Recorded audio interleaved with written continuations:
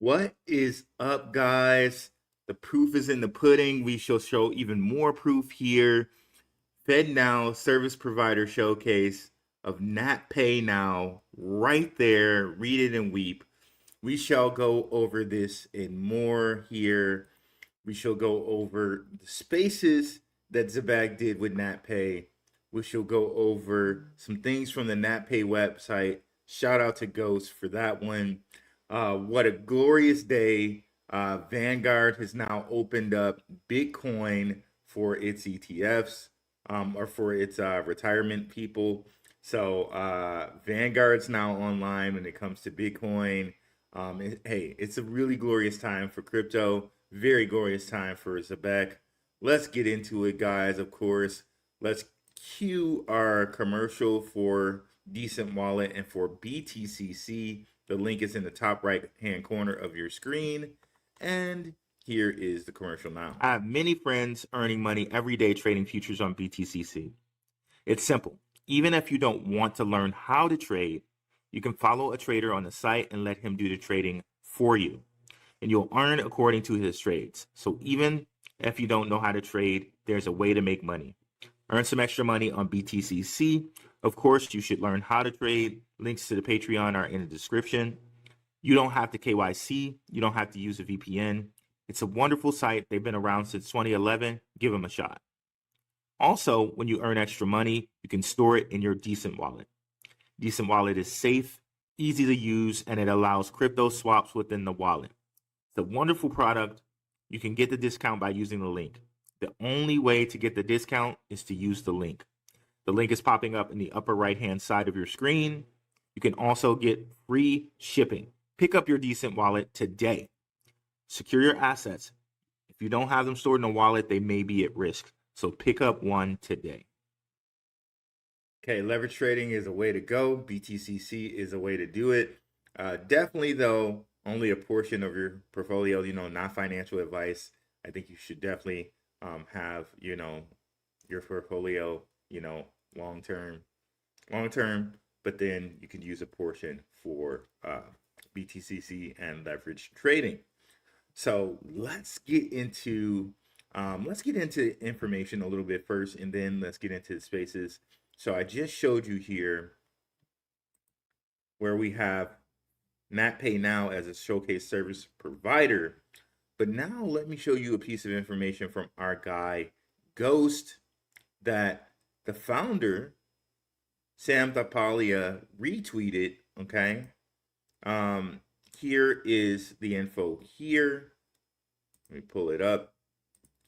I zoomed in on it here to make it easier for you, but just to show you the original post that Ghost made here, that Sam Tapalia, the founder of Zebec, retweeted here, just to show you. There's Sam there. Scroll all the way down here, and we can see the original post that Ghost made here. I might have already passed it. So yeah, the original post that Ghost made right here. And I blew that up for you guys so we can see it very, very clearly. Natpay now is our response to the shift in the payroll landscape, a real-time payment solution built for small to mid-sized payroll processors and payroll service providers looking to stay competitive without overhauling their infrastructure, leveraging RTP and Fednow. Natpay now enables instant wage access within seconds while continuing to use standard NACHA file format you already rely on, with built-in intelligence to identify eligible employees based on bank routing numbers. Natpay now delivers speed, simplicity, and scalability, making it easy for you to offer modern pay experience to your clients and that your employees expect. So very, very, very cool here. Again, they mentioned that it uses the real-time payment network operated by the clearinghouse. Okay, now if we go look at the clearinghouse, right? The clearinghouse has some of the world's biggest banks in it, right? All of which I think work with Ripple. Okay, so I just went in here and put RTP is owned by into Grok, right? RTP is owned by the clearinghouse. What banks are involved with that? So the real-time payments network is a US-based instant payment system launched in 2017. It is owned and operated by the Clearinghouse Payments Company, subsidiary of the Clearinghouse Association that is collectively owned by 24. Hey, we know about the whole number 24, the number 8, right? Kobe wore 8, Kobe wore 24 as well, okay? And if you were to invert those numbers, it's 42. If you know, you know, but let me keep going. Of the world's largest commercial banks, okay? So we got JP Morgan, Bank of America, Citigroup, Wells Fargo, US Bancorp, BNY Mellon. So we know for sure BNY Mellon and Bank of America are partners with Ripple. But, you know, moving on. Deutsche Bank, we know Deutsche Bank is a partner with Zebec, okay? We know Zebec is a partner with Ripple for its RLUSD stablecoin. Barclays, Capital One, and PNC, amongst some others, okay? So very, very prominent people here when we're talking about the clearinghouse. Very prominent. So let's go back here. And we look at, they're already using it in a simple use case right now. And that use case is with nurses. So they say it right here, a skilled nursing facility success story, a mid-sized payroll processor working with skilled nursing facilities needed a way to offer instant pay. So instant pay, this is instant pay, streaming pay, exactly up Zebec's wheelhouse. So they use Natpay now to deliver real-time payments using their existing Natcha files. Employees at Rtp Fednow enabled banks were paid instantly. Others were using same-day ACH. Results increase in retention of employees, fewer callouts, and competitive parity with large providers. The processor now markets real-time pay as a premium service offering. Can't not beat that, guys. Gotta love that. Okay, gotta love that. Now, like with all of that as a backdrop, let's enter this conversation. Okay, so they have Natpay there, they have Assure there. I really haven't listened to this other than the beginning part because I wanted to make sure we did not start slow. I appreciate you guys' time. So I wanted to make sure I got all the little, you know, music and all of that out of the way. And remember, this will be a reaction video. If you want to listen to this all the way straight through, go on Zebec's site and do that. But we will be reacting to what we hear here. Okay, so let's go ahead here and start. Okay, and let me know if you can hear it. Yeah, let's go. Natpay, new payment partner of Zebec, which is really exciting. I'm looking forward to quizzing the three of you about real-time payments, payroll, modernization, evolution of money movement infrastructure. There's really so much to cover when it comes to operational infrastructure, regulatory framework, you know, the real plumbing of financial systems that needs to be adjusted to take blockchain into consideration. And you know, we can start with something a little less taxing and say, you know, before we get into the meat and potatoes of today's discussion, I'm going to ask Jay and Jim. Have we got everyone with us, by the way? Is everyone up on stage right now? Let's see. We've got. Can I do a mic check on the Natpay account and see? Is that Jim behind there? Hey, Jim, how you doing? Good. How are you? Very well, thank you. Very well indeed. Great. Thanks for joining us. And have we got Jay with us yet, or are we still waiting? I think we're still waiting on Jay. Well, I can jump into it with Jim and Simon, and hopefully we can get Jay up as we go. So maybe just introduce yourself, Jim, and perhaps give us a very quick overview of like what you're working on right now and what you think or at least why you think the financial landscape is such an exciting place to be innovating right now. Sure. Jim Hagan, National Payment VP. Been here for about 20 years and watched the whole evolution from the perspective of that past 20 years going today and then into the future.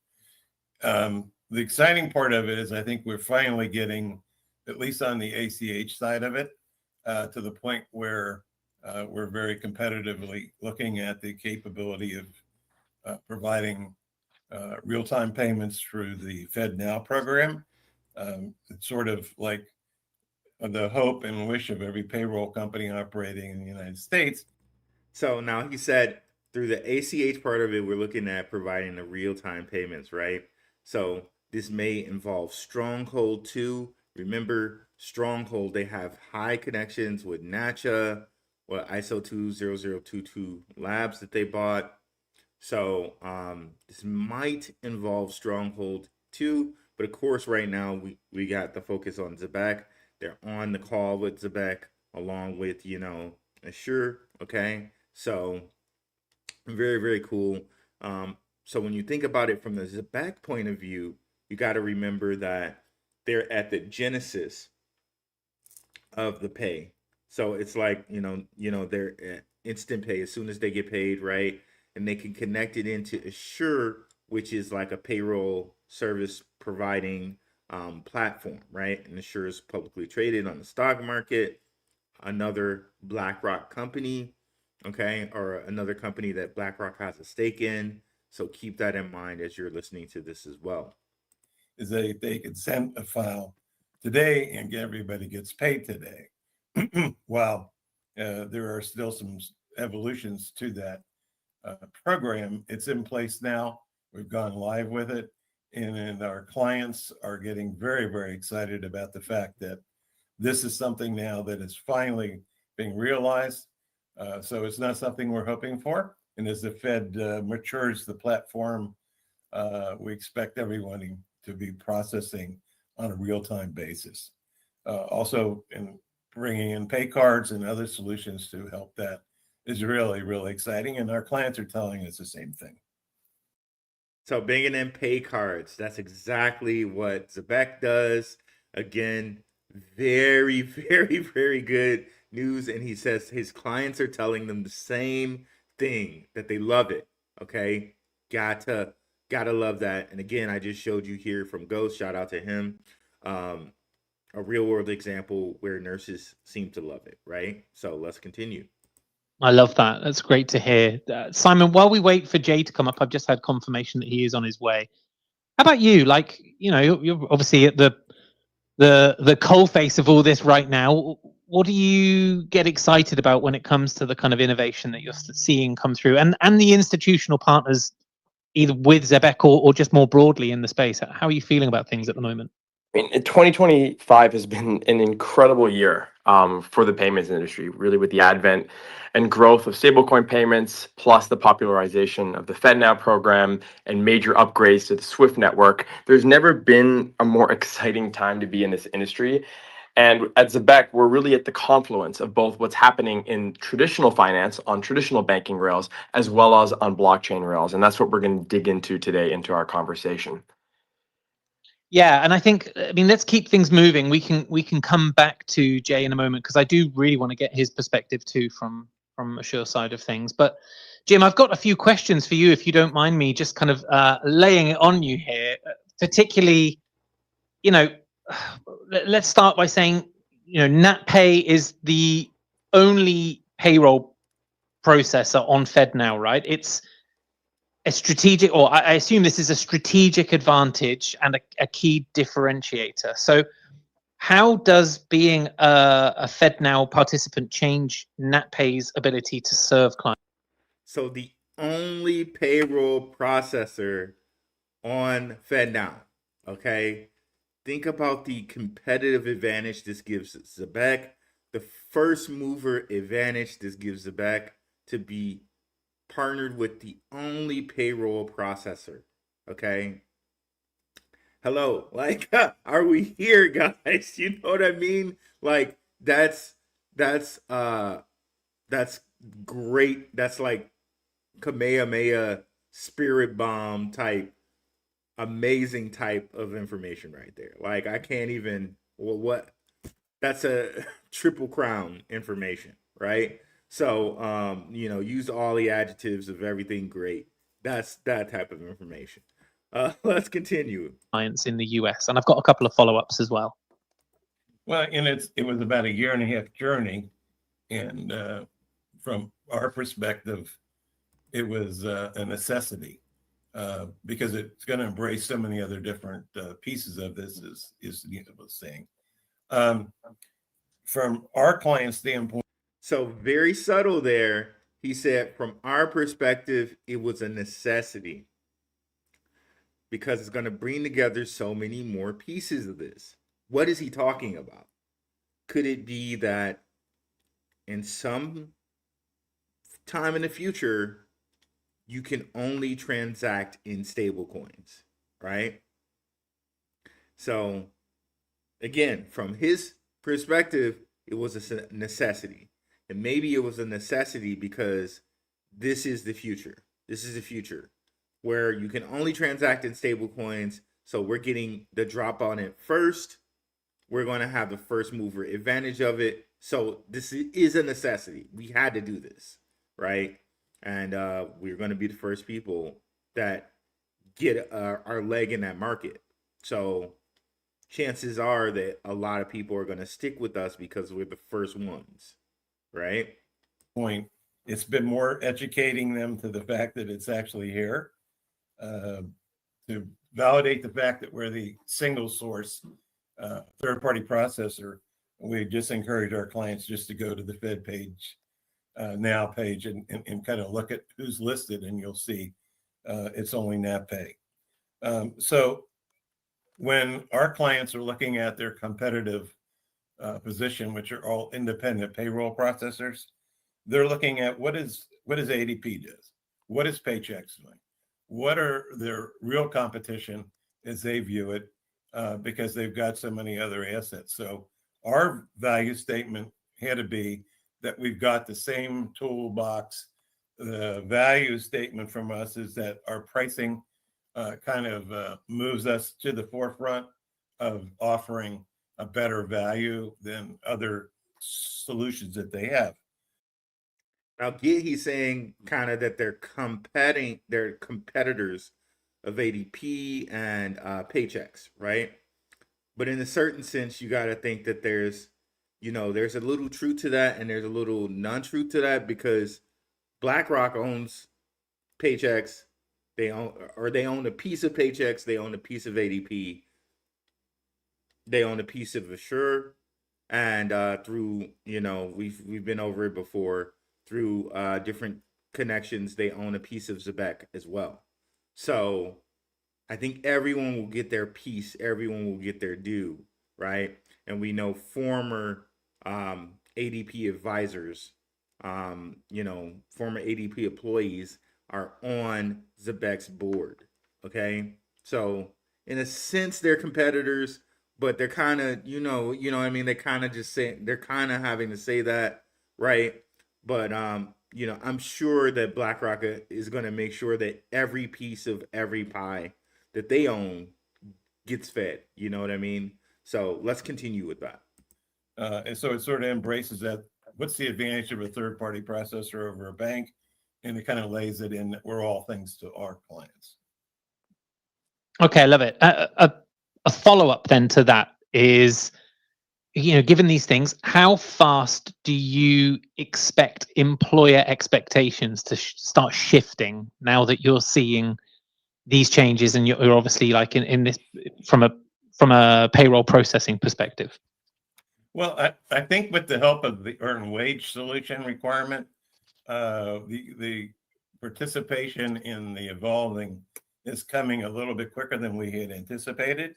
So we're already seeing that as being where a lot of the initial activity has occurred, but we're also seeing. So he said earned wages was a requirement. Okay. Now, if you're not familiar with that term, that's basically like a paycheck advance. I know a lot of these places in the, to use slang, in the hood, in the neighborhood, right?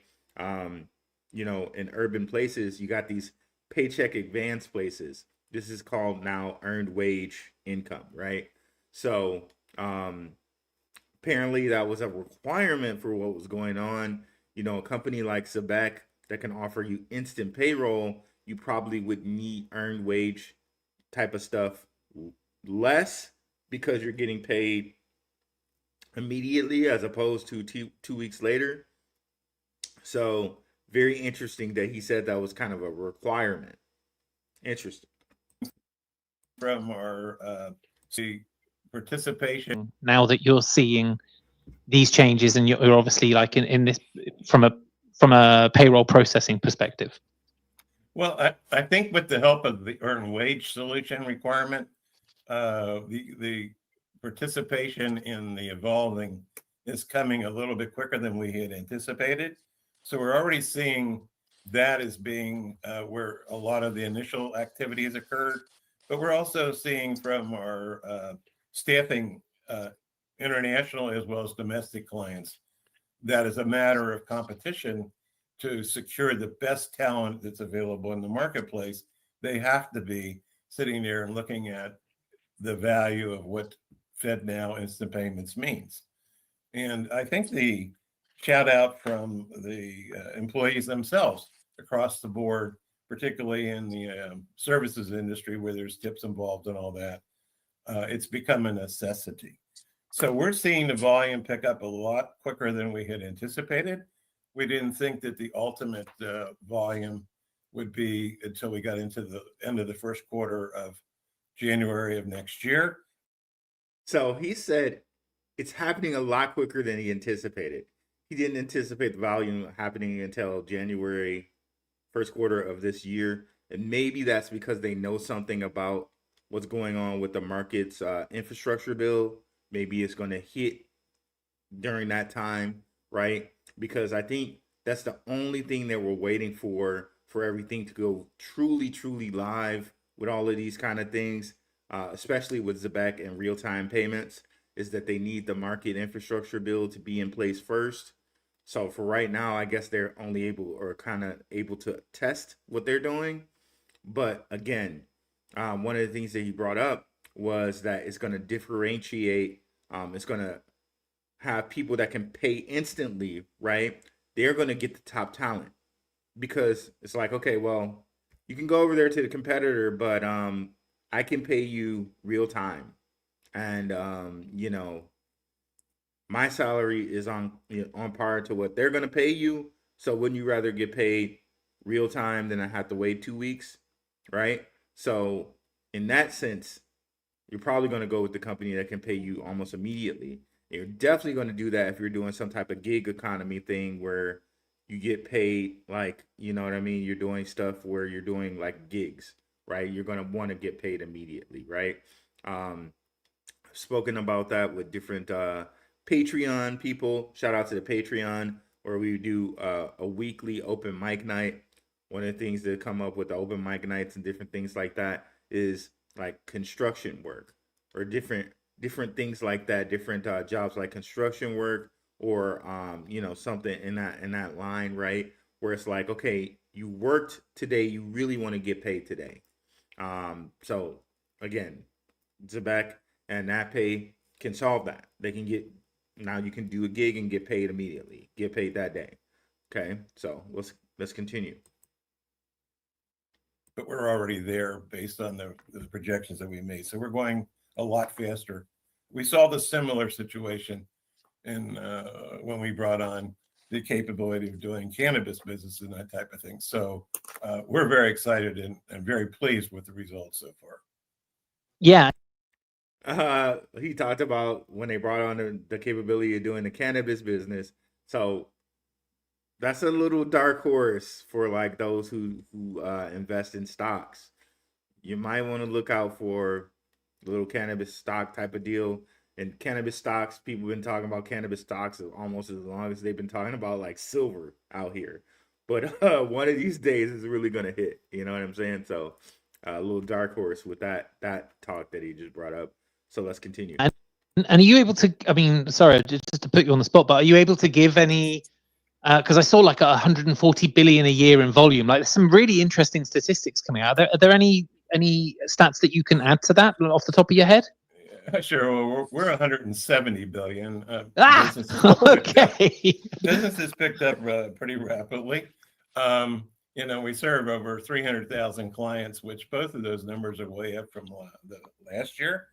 And with the looking at the pipeline and the new partnerships that we're forming with some of the most intelligent people in the industry, which is obviously Simon's company, it's growing at a speed. But we're very happy with the fact that we have the capability and infrastructure to.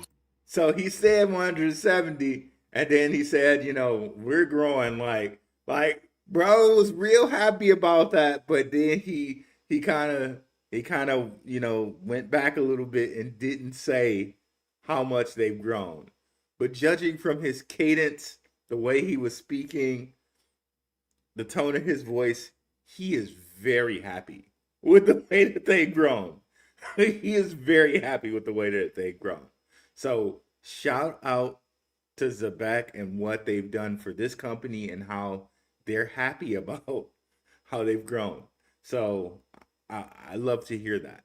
Support, for us, it's just a technology base that can handle any volume.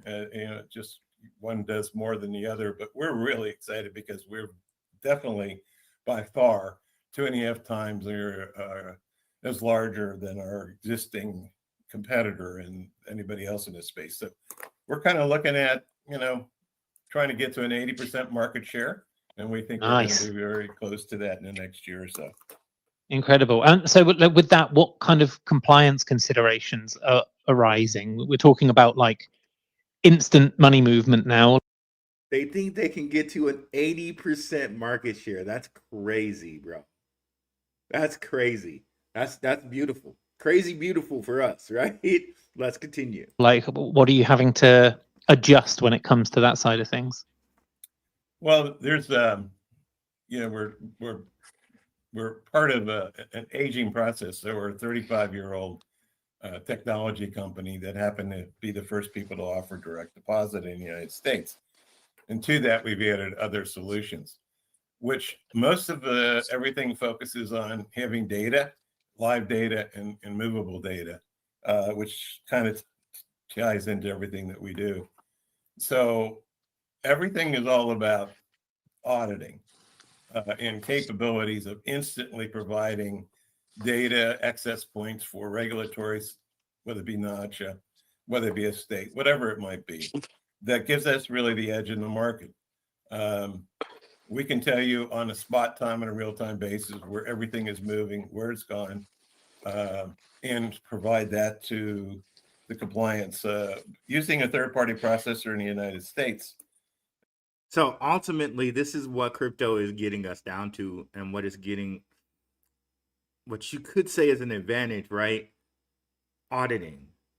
The auditing is going to be so much quicker because everything's going to go back to the central bank. So the moment something's spent, they know, right? The moment any spending happens, they know exactly who spent it. They know who you are through the built-in KYC, AML, all of that. They know exactly, right? They know exactly what's going on there. So when you think about this, the system was built for that via, quant, via XRP. That's why when people say, I'm going to sell my XRP or sell my quant, you know what I mean? Like, it's like, why would you sell the thing that's literally the backbone of the infrastructure, right? But okay, that's neither here nor there. Let's move on, of course, right? But then knowing that Zebec is the rails for this system, right? Natpay is here right now, and they happen to be the first company to offer direct deposit. It seems like they've been, innovating. It's going to be very, very interesting to see if they can hit 80% of the market share. Think about how that's going to work for Zebec with the buybacks. Think about how that's going to shoot the price of Zebec's token up, okay? If the buybacks work how we think the buybacks work. But let's continue. I'm sure they're going to touch on that. It allows you to fall under our liability and responsibility for doing NACHA audits. So it removes our clients from that. That means that we're in constant evolving relationships with Nacha. And we enjoy a very strong position where we have the opportunity to spend time with them discussing future anticipated changes. And that helps a lot in our ability to move as quick as we possibly can to complete whatever is required, which is a lot, as you all know. Yeah, absolutely. A lot. So again, this is why Zebec has put emphasis on compliance. This is why people like Smoke, shout out to Smoke Dog, is it put an emphasis on compliance. We have a video coming up, me and Max, in which Smoke said, okay, come 2026, we might see compliant cryptos go 100 to 1,000x. What do we always talk about here? Always compliant cryptos. Zebec has SOC 2. Zebec has MiCA compliance. We're pretty sure that they're going to get the ISO 2002 compliance because Natpay has it. They probably have it already. Things like Stronghold have the SOC 2 compliance. They have the ISO compliance. Metallicus, they have money transmitter license. They have SOC 2 compliance. They have BSA compliance. Everything that we talk about over here is compliant, right? Pretty much. So imagine how that's going to look with these different cryptocurrencies. And today I saw something where HBAR is getting an ETF, another ETF. Imagine the 100x to 1,000x on all these different cryptocurrencies that I talk about, that we've talked about. Compliant cryptocurrencies. Imagine how that's going to change your life, guys. Man. And we know Nacha, again, like I said, works very closely with Stronghold. So very, very interesting there. And of course, this is only going to benefit corporations because having this direct connection to the central bank, the auditing is going to become very easy for them. Instead of having all these different employees and spending all this time working through an audit, it's already built into the system, right? So let's continue here. Simon, I noticed we've got Jay up now, so I want to introduce him in a moment. But I think before we kind of close that section off, like that whole real-time payroll piece, is there anything you want to kind of follow up with? Well, I'd say our integration with Natpay was probably one of our most important partnerships this year at Zebec. They are a critical partner for us in all of our off-chain payments.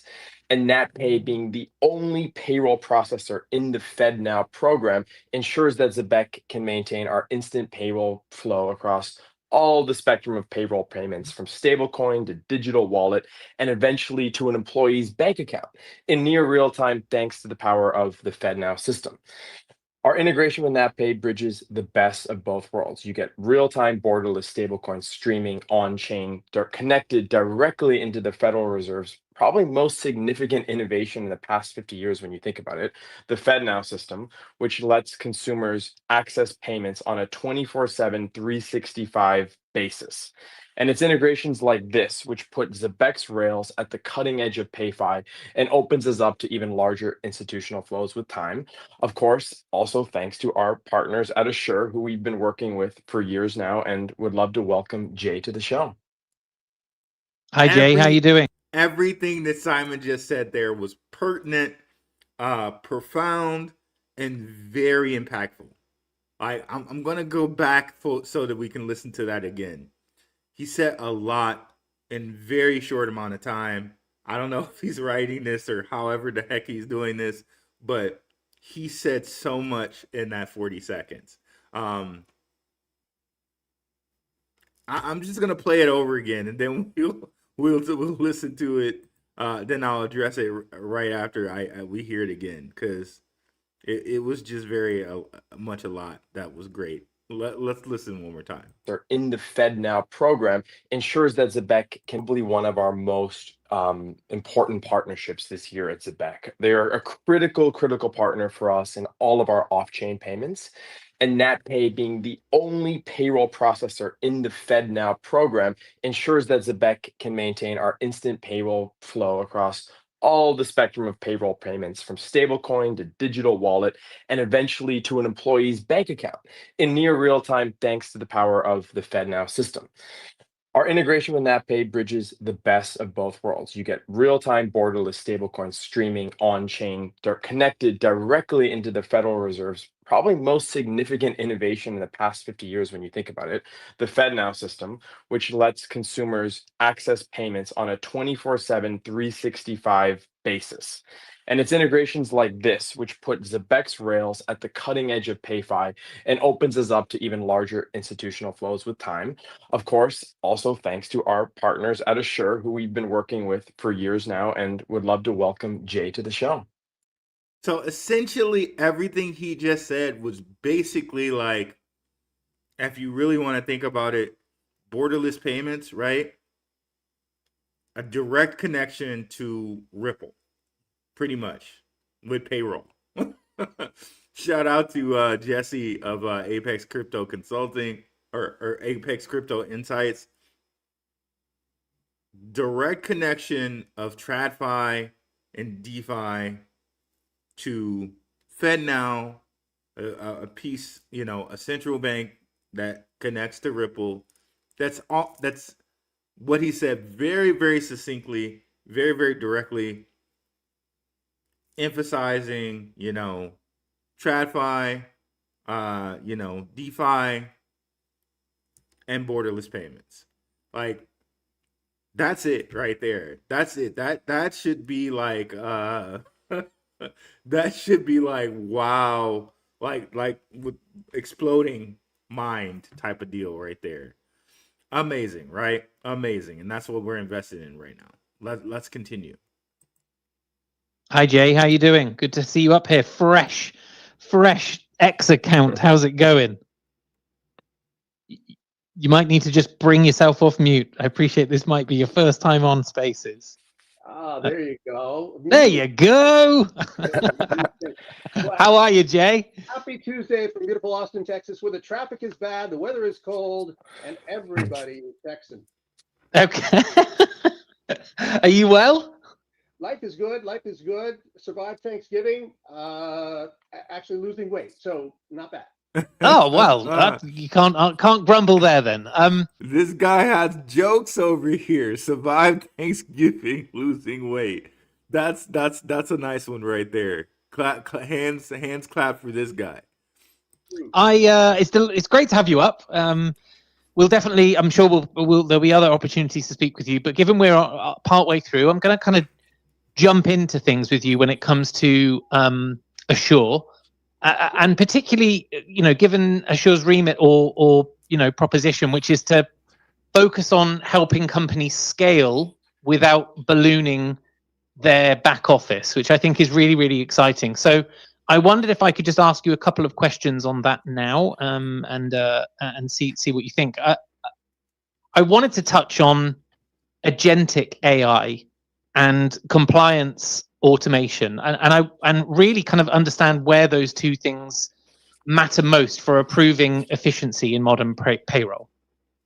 Well, it's interesting when you talk about agentic AI, you're really talking about what does the user want? The user wants help.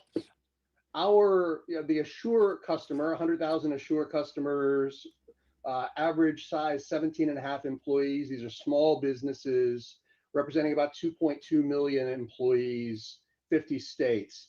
These are companies that don't have giant HR compliance departments. They want somebody to do it for them, and that's why they hired Assure. And so if you really look at if you think of the world as an X and Y axis, where the X-axis or the horizontal axis is on the left side, do it yourself, and on the right side, do it for me. And on the Y-axis or the vertical axis is at the bottom is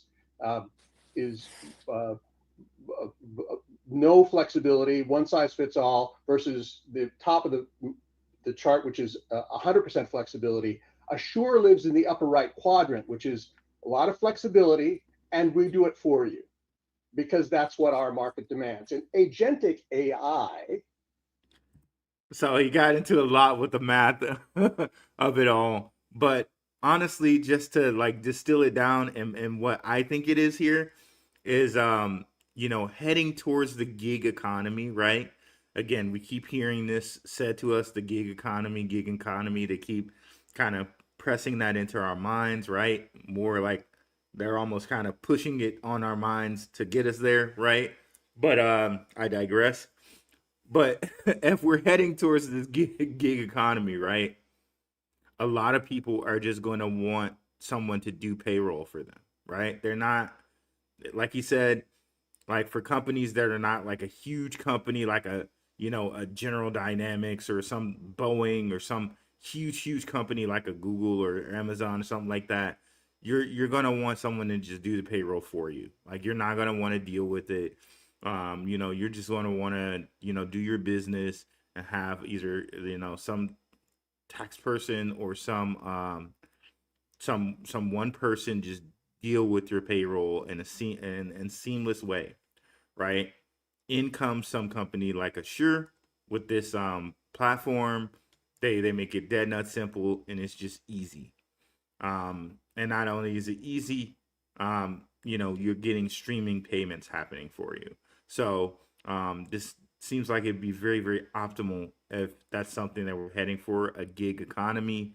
If you have something like, anything under, 17, 20, whatever employees, you just have something, a platform, a piece of software like Assure that's going to sit this AI, agentic AI agent, and they're going to be able to track all your employees' time or any type of thing that your employee needs as far as taxes are concerned and get that done very quickly and efficiently.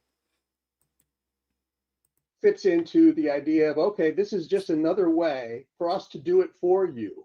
Whether you're a hair salon or a fast food restaurant or a food processing plant or a home healthcare provider in Kansas City, we do all this stuff for you, from HR, payroll, benefits, recruitment, payroll, tax, pay card, the entire thing. And so people want answers. They want they expect compliance. Compliance is not optional.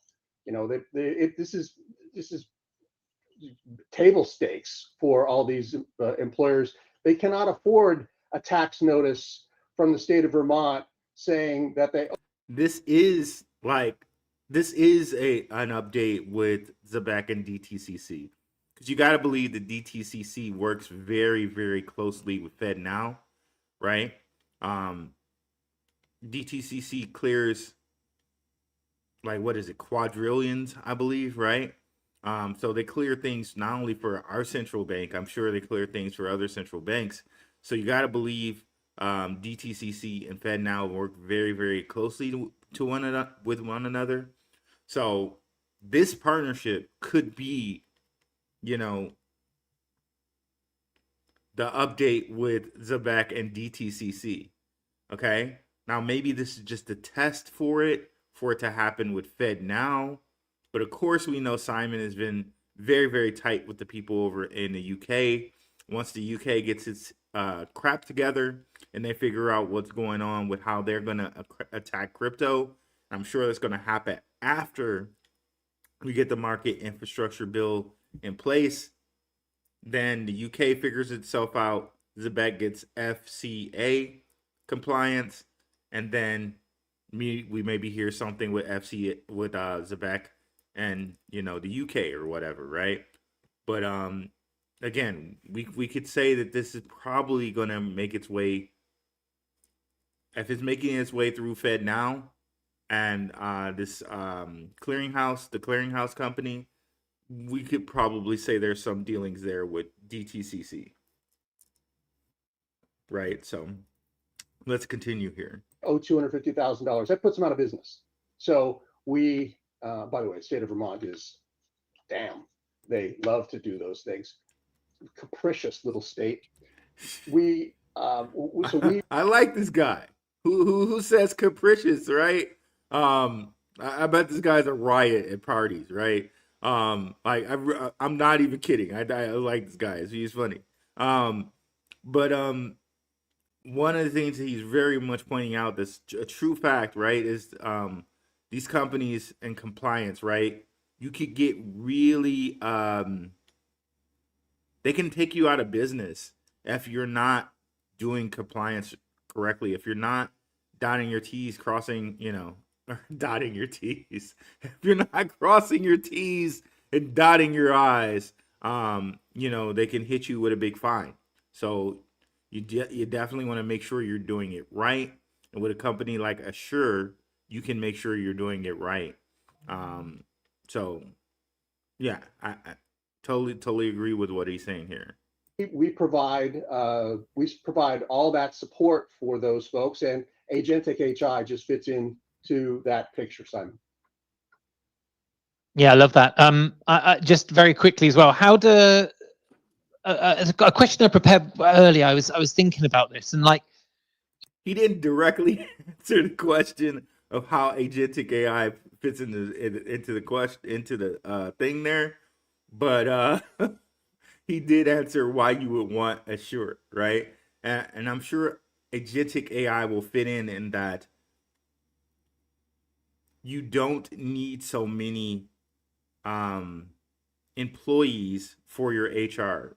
For instance, if an employee had a question and they went on Assure site and they asked a question to something, it would probably be this agentic AI that will just be like, okay, what frequently asked questions you want, I can answer them for you. How does this imply tax wise, and it'll probably have some answers that it can give for you. So they could probably run agentic AI for a whole slew of things. Frequently asked questions,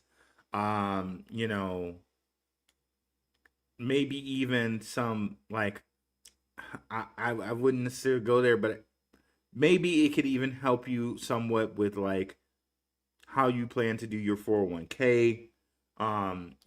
So there's endless things that we can think about agentic AI doing, but if we're kind of to apply it completely to this, and this of course is speculation on my part, it's just replacing what you would have an HR person normally for.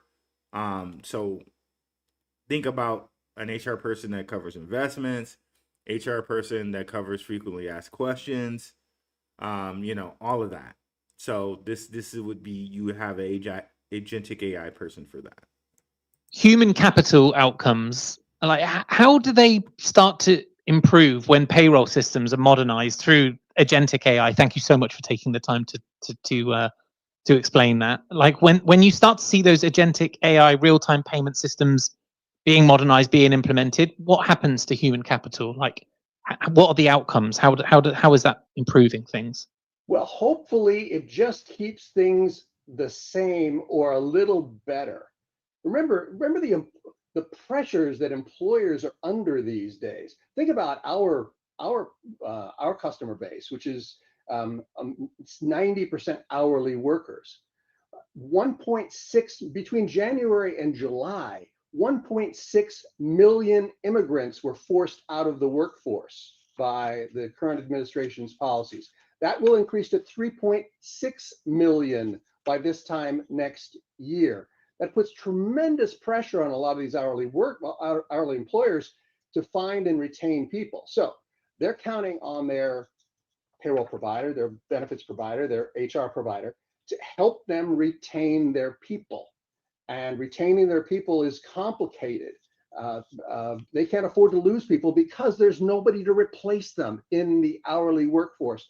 I'll use an example of a couple of big employers in Alabama and Georgia that I'm familiar with. Hyundai, for example, in Georgia, they've got this big plant down there that they're trying to fill workers. They had 500 of their Korean workers ejected from the country, and they haven't been able to find anybody to replace them. There's nobody down there. The county they reside in, which is called Bryan County, they need 19,000 workers. Only 9,000 people live in the county. So the pressure on employers, especially hourly employers, is tremendous, and they're looking to their payroll, benefits, recruiting HR provider for assistance to help them just keep their lines moving. And that's our job, is just to help them stay in business, stay compliant, and not lose everybody because they missed a payroll because the payroll provider sucked. So that's our job. And Agentic AI helps a bit, although I must say, now see, he's saying a side of it that AI might not necessarily help with, though. Now he mentioned Hyundai, and this is actually kind of a problem right now that for different people like Hyundai, different like people looking for like line workers, different people looking for like mechanics and stuff like that. Some roles where some illegal immigrants may have filled, where a lot of people might say, right, okay, well, now Americans will just get those jobs. I don't know that that's necessarily going to happen, right? But this is not a show about politics. We're talking about investing here. And as far as investing goes, right, I think agentic AI will help with things like, for instance, I needed a refund on Amazon a couple days ago. I know that it was agentic AI who helped me, right? I went through, I told them the case, I said what happened, you delivered to the wrong place. It gave me all the correct prompts, and then it issued me my refund. No fuss, no muss. It answered, it gave me all the correct prompts to go through and issue a refund. Normally, that would have been done by someone either here in America, or it would have been outsourced to some call center in Thailand or China or whatever, right? So agentic AI is going to handle some simple tasks that normally either would have been handled here in America or outsourced to someplace else for cheaper money. So agentic AI is going to take away those jobs. There's just hands down. There's no around it. That is going to take away those jobs. Now, we could have a deeper conversation about what he was talking about, where Hyundai can't find line workers or mechanics because they've been deported. But this is not necessarily the show for that conversation. Maybe if you want me to have like some backup channel in which we talk about issues like that, okay, how are they going to replace workers and things like that? Put a 1 in the chat, and if you're watching this on the replay, let me know. Maybe that's something that we need to do. We need to create a channel where we can have a conversation about stuff like that. But I don't think agentic AI is going to do anything about replacing a line worker. It doesn't have hands. Maybe robots can do this. I don't know, but that's a entirely different conversation. A lot of our hourly employers are not all that are not among the early adopters, I'll say, of agentic AI. They'd rather get Shirley on the phone. Sometimes you got to name your agent Shirley. Maybe, surely not. Sorry. Simon, are you? Are not among the early adopters. It's the payroll because the payroll provider sucked. So that's our job. And agentic AI helps a bit, although I must say a lot of our hourly employers are not all that are not among the early adopters, I'll say, of agentic AI. They'd rather get Shirley on the phone. Sometimes you got to name your agent Shirley. Maybe, surely not. He's being very straightforward with us, and maybe he wasn't necessarily prepped on this question, right? Because he doesn't seem to have a good direct answer for it. Or maybe that is his answer, is just like, agentic AI is too small for the people that we work with. And I could understand that to a certain point, but shout out to our Patreon. We were talking about it in our Patreon in the open mic night, in which a gentleman said he had a pressure washing system. I think it was a pressure washing business. Shout out to Chris Cutts, BX, in which they ended up doing it, got some calls, And like, long story short, they're getting calls, more calls that they can even schedule, but like, you know, his partner wasn't able to get the scheduling calls. That's something you would use Agentic AI for. You have Agentic AI take the calls, schedule you in a Calendarly, like you have it like hook it up to the Calendarly, right? And then now it's doing the scheduling for you when normally you would have Shirley, like Jay Whitehead said, right? I think it's Whitehead. You would have Shirley do that, but you could have Agentic AI instead do this. It would get all your scheduling calls, and you wouldn't have to worry about, you know, especially in this is what Chris Cuts. Shout out to him. I don't think he minds that I share this. This Love the open mic nights, guys. Definitely links to the Patreon are in the description. It was just a two-man business, him and his friend, right? So there wasn't bandwidth for those two people to just take the calls and do the business at the same time. But this is something you would have Agentic AI for, because it would take the calls and schedule you, and you wouldn't miss out on the business. It would even take the payments as well, probably. You could probably hook it up to some payment system like Zebec or something like that. It would probably take payments too. So there is need for Agentic AI. Small businesses would have a need for it. It wouldn't just be like the example I gave, in which Amazon, a big business, you know, issued me a refund in a case where a call center person would handle it. Well, in this case, Agentic AI for a small business where like they probably wouldn't necessarily have money to pay a scheduler, to pay a secretary. It's just two people with a pressure washing business, but now Agentic AI makes it so they're not losing out on business. It's making the schedules and it's taking the payments. Okay, so that's where you would use an Agentic AI for something like that, right? So I'm doing it for Jay here. I'm giving you guys a use case where Agentic AI could be very helpful. Not. Sorry. Simon, are you seeing similar patterns with other like fintech enterprise clients from a Zebec perspective? Absolutely. I mean, at Zebec, we really like to think 5 to 10 years ahead, how the world will look at that point in time, and how we build our own technology to suit the future needs of enterprises. And in our view, HR is about to experience a seismic shift in how it operates.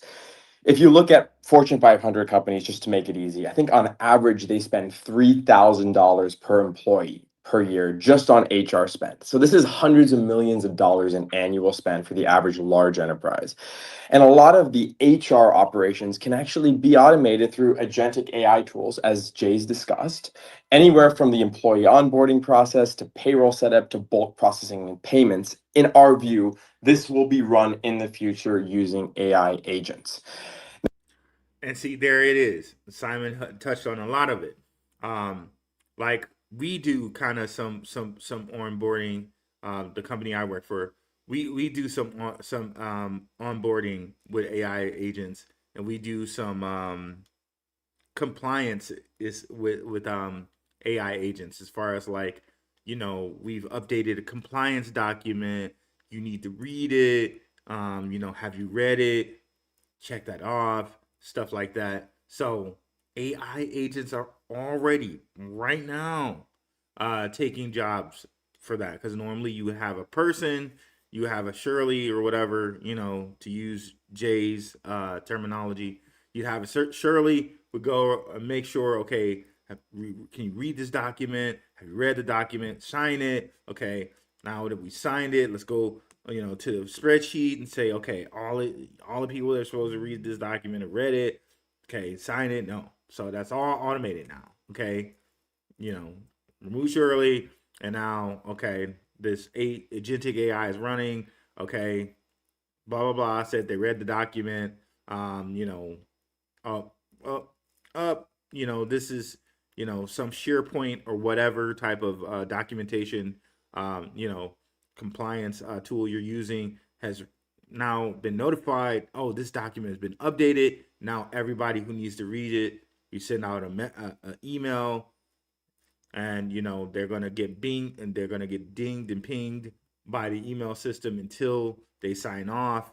Now anybody whose compliance or auditing goes into that system and checks, okay, has all of these employees read the document and signed off? Yes, they have. Check. Okay. And even that person might be Agentic AI. Maybe or maybe not, because it might be an FDA or something like that compliance, but they might actually require a real person. But who knows? Maybe at some point, maybe even that is Agentic AI.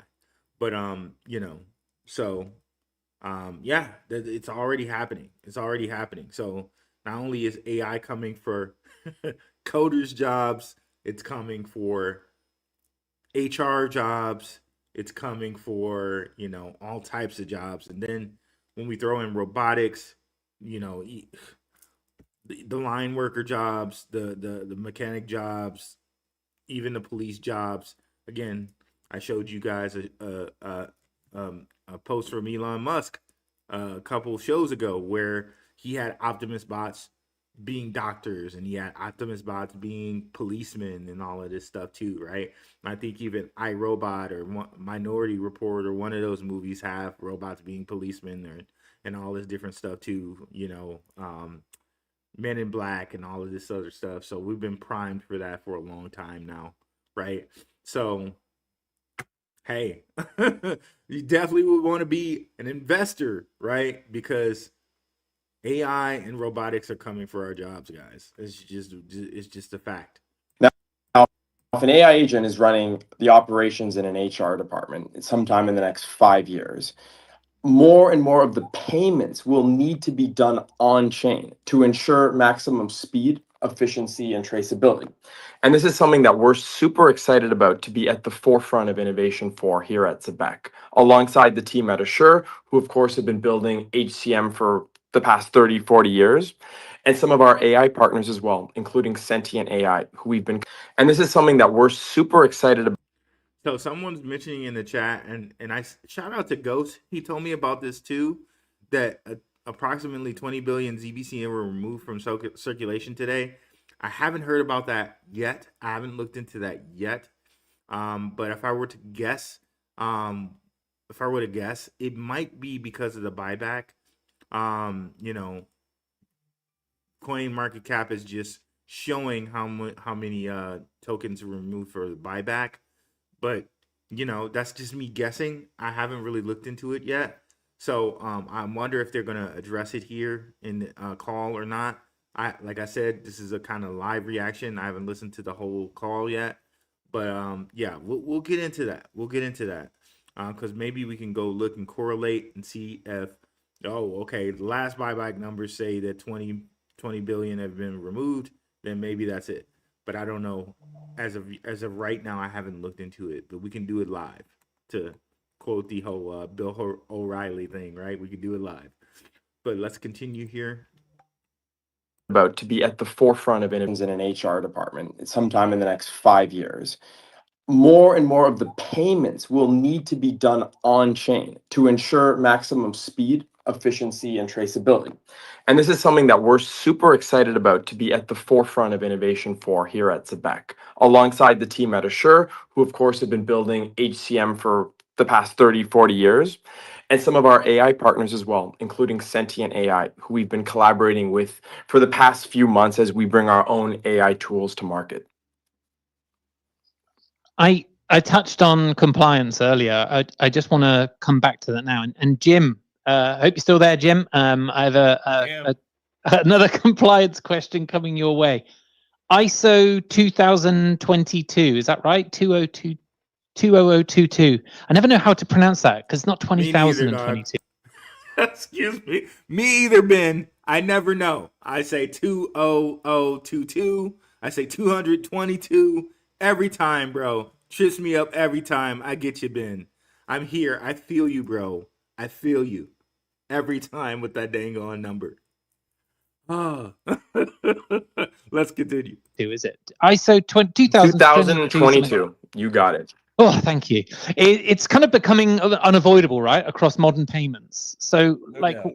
yeah, give us, I guess, give us a bit of context there in terms of what that's starting to make you guys have to consider, and the expertise you're having to bring in, the kind of the adjustments that you're having to make.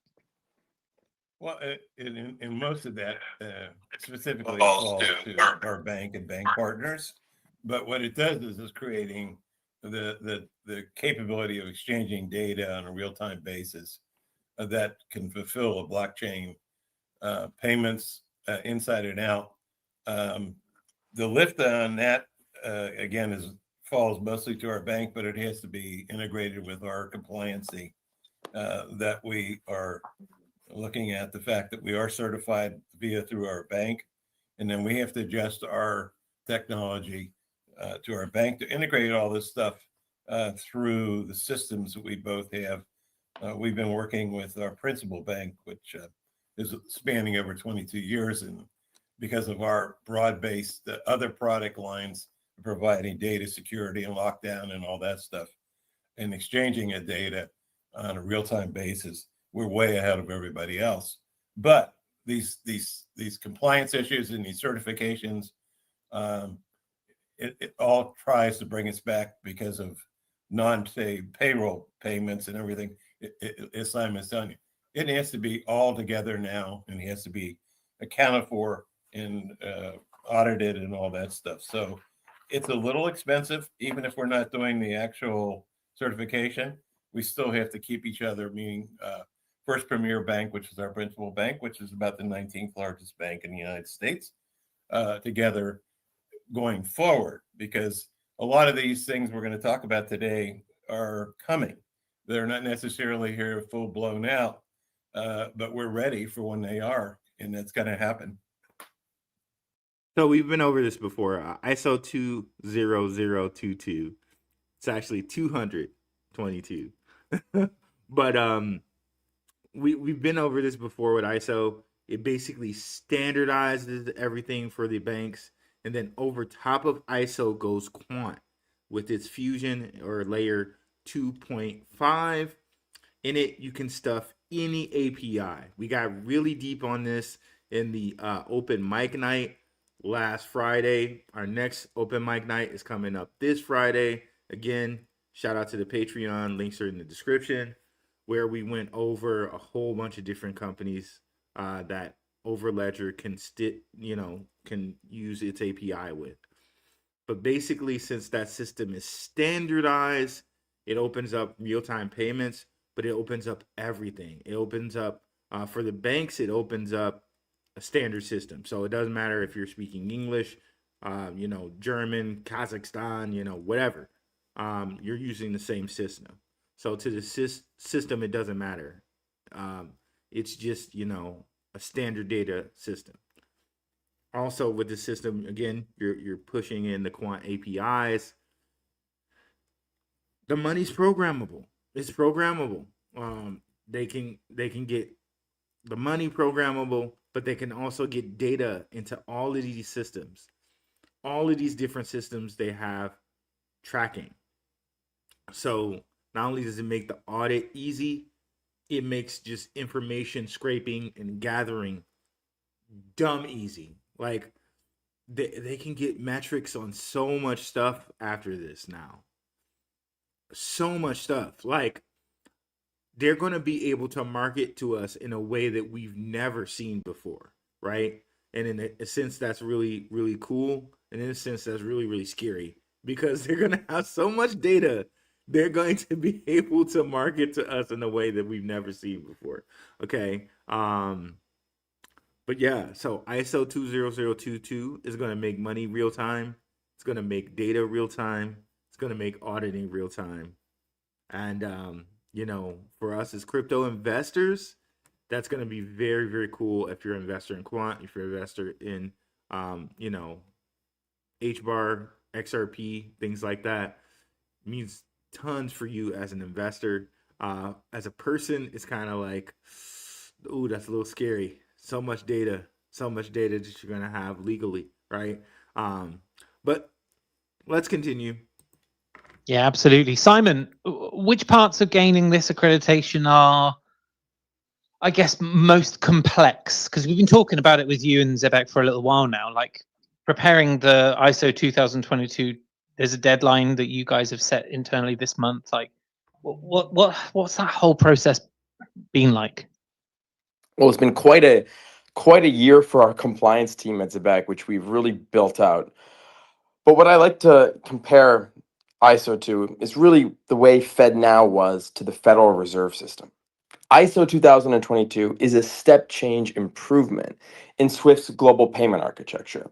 Richer data, new ISO standards, they let you do cross-border payments in an instant way with much deeper customer data. So for many global institutions and some of our biggest clients at Zebec, it's almost become a non-negotiable to have ISO 2022 certification. And it does require a major upgrade of the legacy systems, which has taken months and sometimes for some organizations years to implement.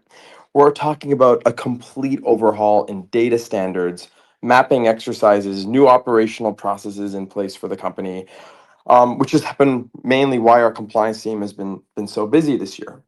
But being able to bring on Natpay and work alongside them has been one of the key pieces to Zebec's rails communicating through a fully ISO compliant network that connects us across Swift's global payment system. So Again, fully ISO compliant, connects them to that global payroll system. So in him saying that, it implies that they're ISO compliant. To me, this implies that they're ISO compliant. So I know you guys want to see and hear something official, but if you read between the lines, this implies that they're ISO compliant. Let's just hear it one more time. Organizations years to implement. We're talking about a complete overhaul in data standards, mapping exercises, new operational processes in place for the company, which has been mainly why our compliance team has been so busy this year.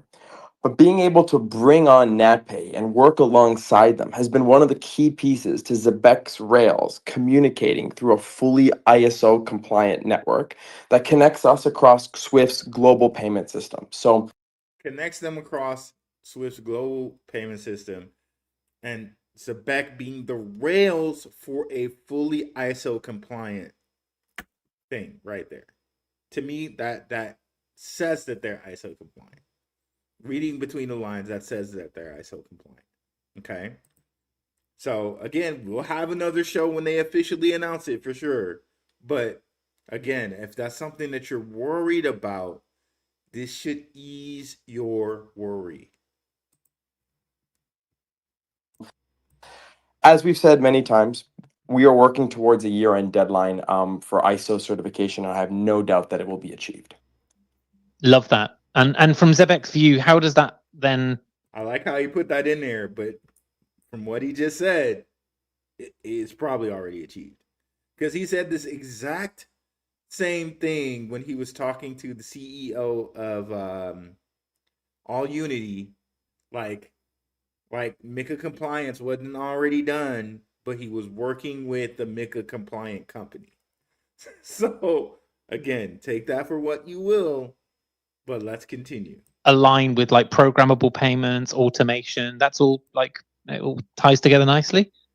Absolutely. I mean, the reality is you can't be competitive in global payments without ISO certification. This is going to be a hard truth that many companies are going to slowly realize in the next couple of months. If an employer is running real-time programmable payroll using Zebec Rails, how would they feel about waiting 2 to 3 days for a cross-border wire to clear when they fund payroll or they pay out to an employee's international bank account? They're just not going to accept that. And in our view, any lag or disruption in the flow significantly reduces our ability to deliver on the commitment to real-time payments, and it will only slow the rate of adoption for Zebec's services with time. So ISO is truly a step change for Zebec and our partners. And with full implementation by the end of the year, we're expecting to see a lot more momentum and growth into 2026. Love it. Love it. we'll be very pleased to see that come to fruition. It felt like a long time coming. We've been talking We've about been it. talking about it since the beginning of the year. And But of course, big changes do not happen overnight, right? it's As huge. I'm sure Exactly. Jim knows very well at Natpay, right? It's really a long-term exercise in building next level compliance. Yeah. Okay. So then big changes, big operational infrastructure differences. I can bring us right now segueing into another one of those, which is stable coins, right? Stablecoin rails all being built out in parallel. I want to ask Jim and Jay this question because this is something that's been really interesting. I guess we're seeing stable coins now. I mean, they're not replacing automated clearing or Fed now. They're sitting alongside them. And I'm wondering from your guys, so from Natpay and Assure's perspective, where are you actually seeing the most interest from like a programmable or instant payroll? Honestly, I'm starting to see like almost stable coins as like a bank's address. Like like let's just say this new system was like an a computer. You know, if you got this stable coin, you got this certain bank's address.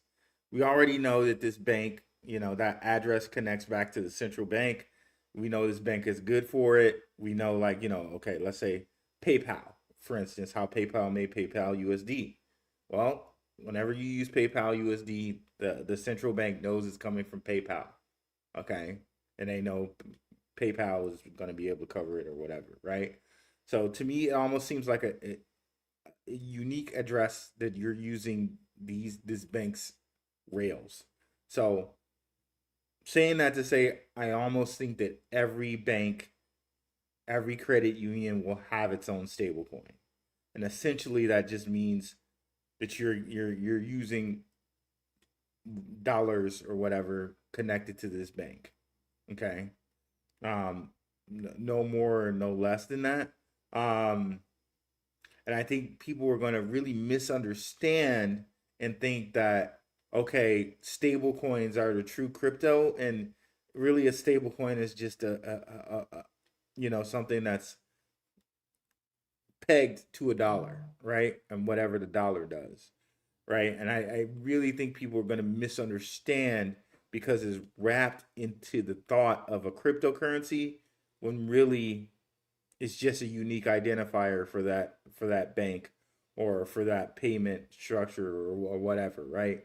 So honestly, I think normal investors that have no idea what cryptocurrency is are going to think that they need stable coins, whereas you or I, who are understanding how the way the whole system works and how, you know, Ripple, Zebec, Quant, and others fit into that system, we will know, okay, well, we need to hold on to our XRP. We will know we need to hold on to our Quant, where the normal investor will almost think, okay, let me go get that stable coin.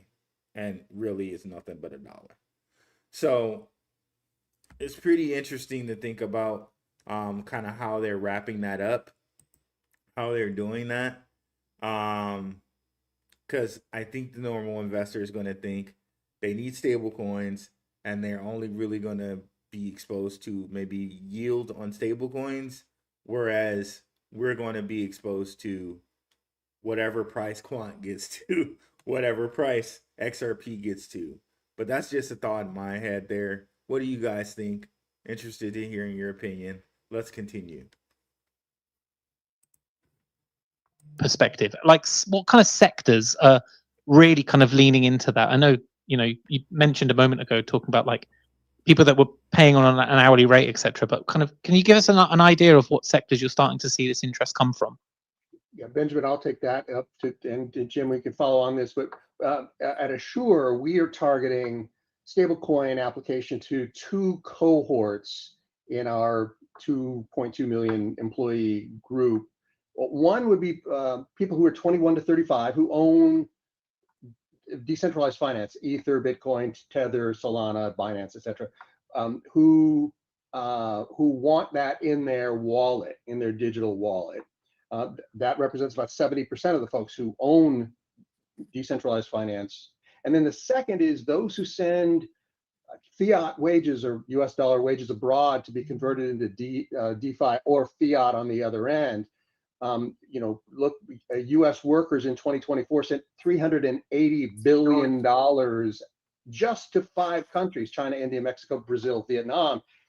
And a lot of our workers are sending money to the home country. We have a partnership with MoneyGram through our SurePay card that actually facilitates that now at fairly low cost, lower cost than Western Union. But stablecoin. So in what he's talking about here, it's like, okay, we're targeting the majority of the people that already interact with DeFi right now, which is 25 or 21 to 35. Shout out to my guys over there that are over in their 60s that are in crypto. I know I have a few that watch me. Like, that's so cool, man, that you guys that are over 60 are watching me and you guys are into crypto. Man, you're ahead of the game, you're ahead of your time.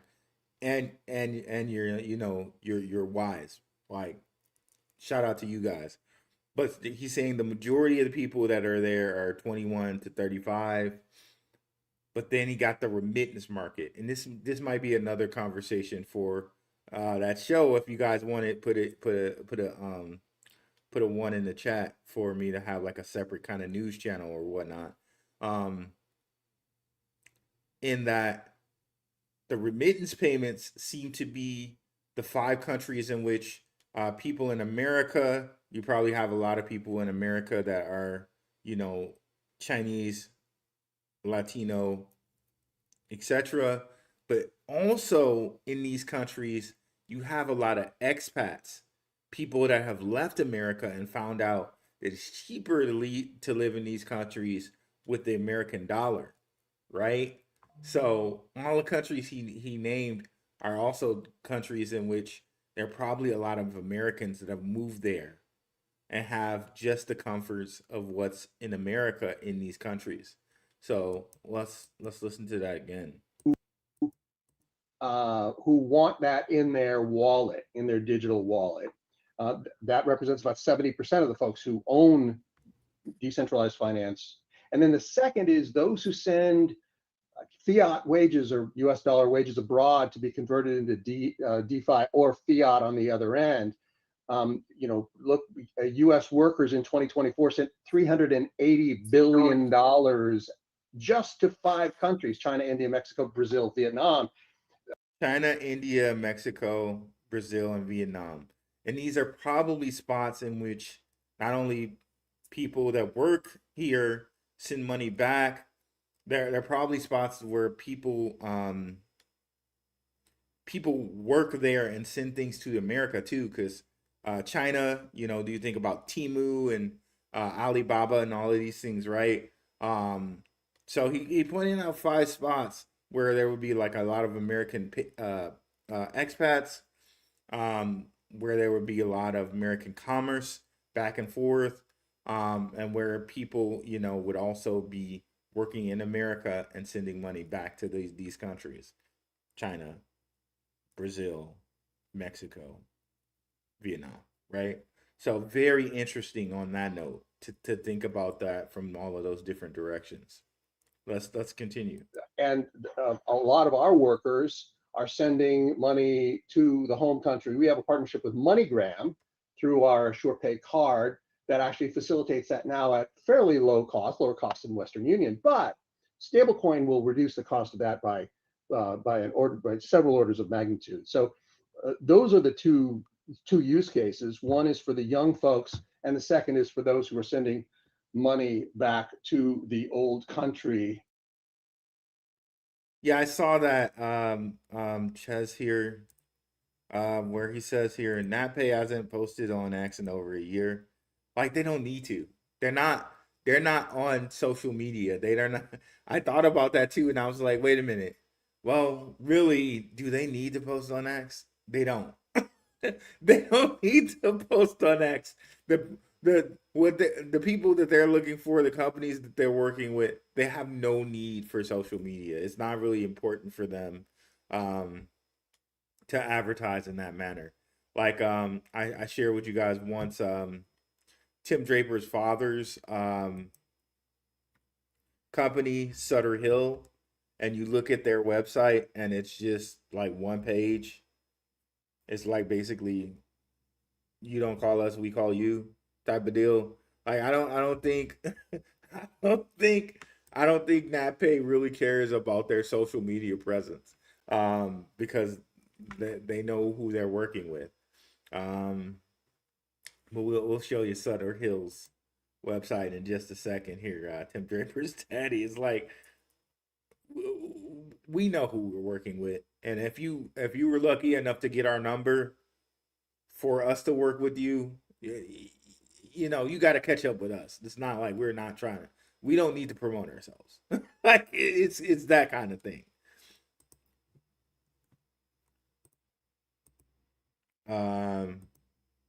Yeah. So let's continue.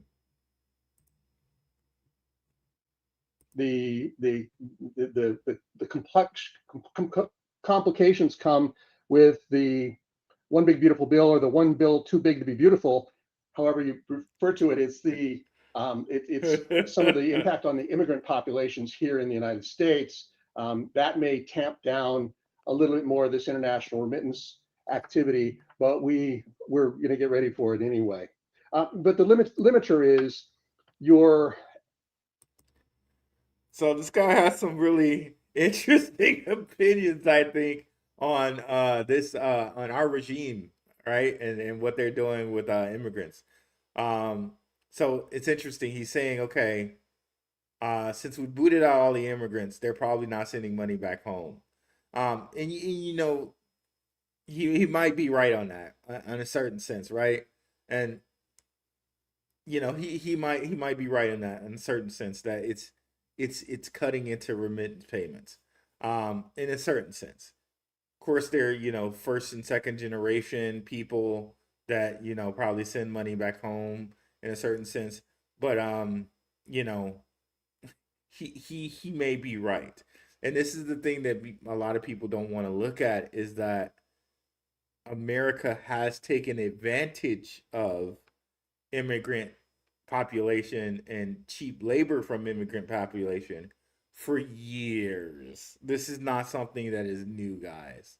It's not something is new. This is not something that, like, okay, well, you know, it's only just been put in front of your face now, right?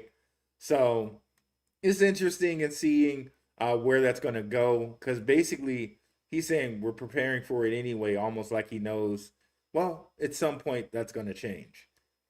When does that change? Who knows what happens with that? But again, it's a big business, remittance payments, whether or not a president is focused on immigrants coming into the country or not coming into the country. It doesn't matter. It is a big business, and it will continue to be a big business, no matter who's in office. Period. End of story. So let's continue. Your FDIC insured bank has to be a signatory to the Genius Act, and I believe Jim's bank, First Premier Bank, I believe they are among those, or among those who soon will be. Assure, for its pay card, uses a bank called CFSB in New York, and that's not a signatory at this time to the Genius Act.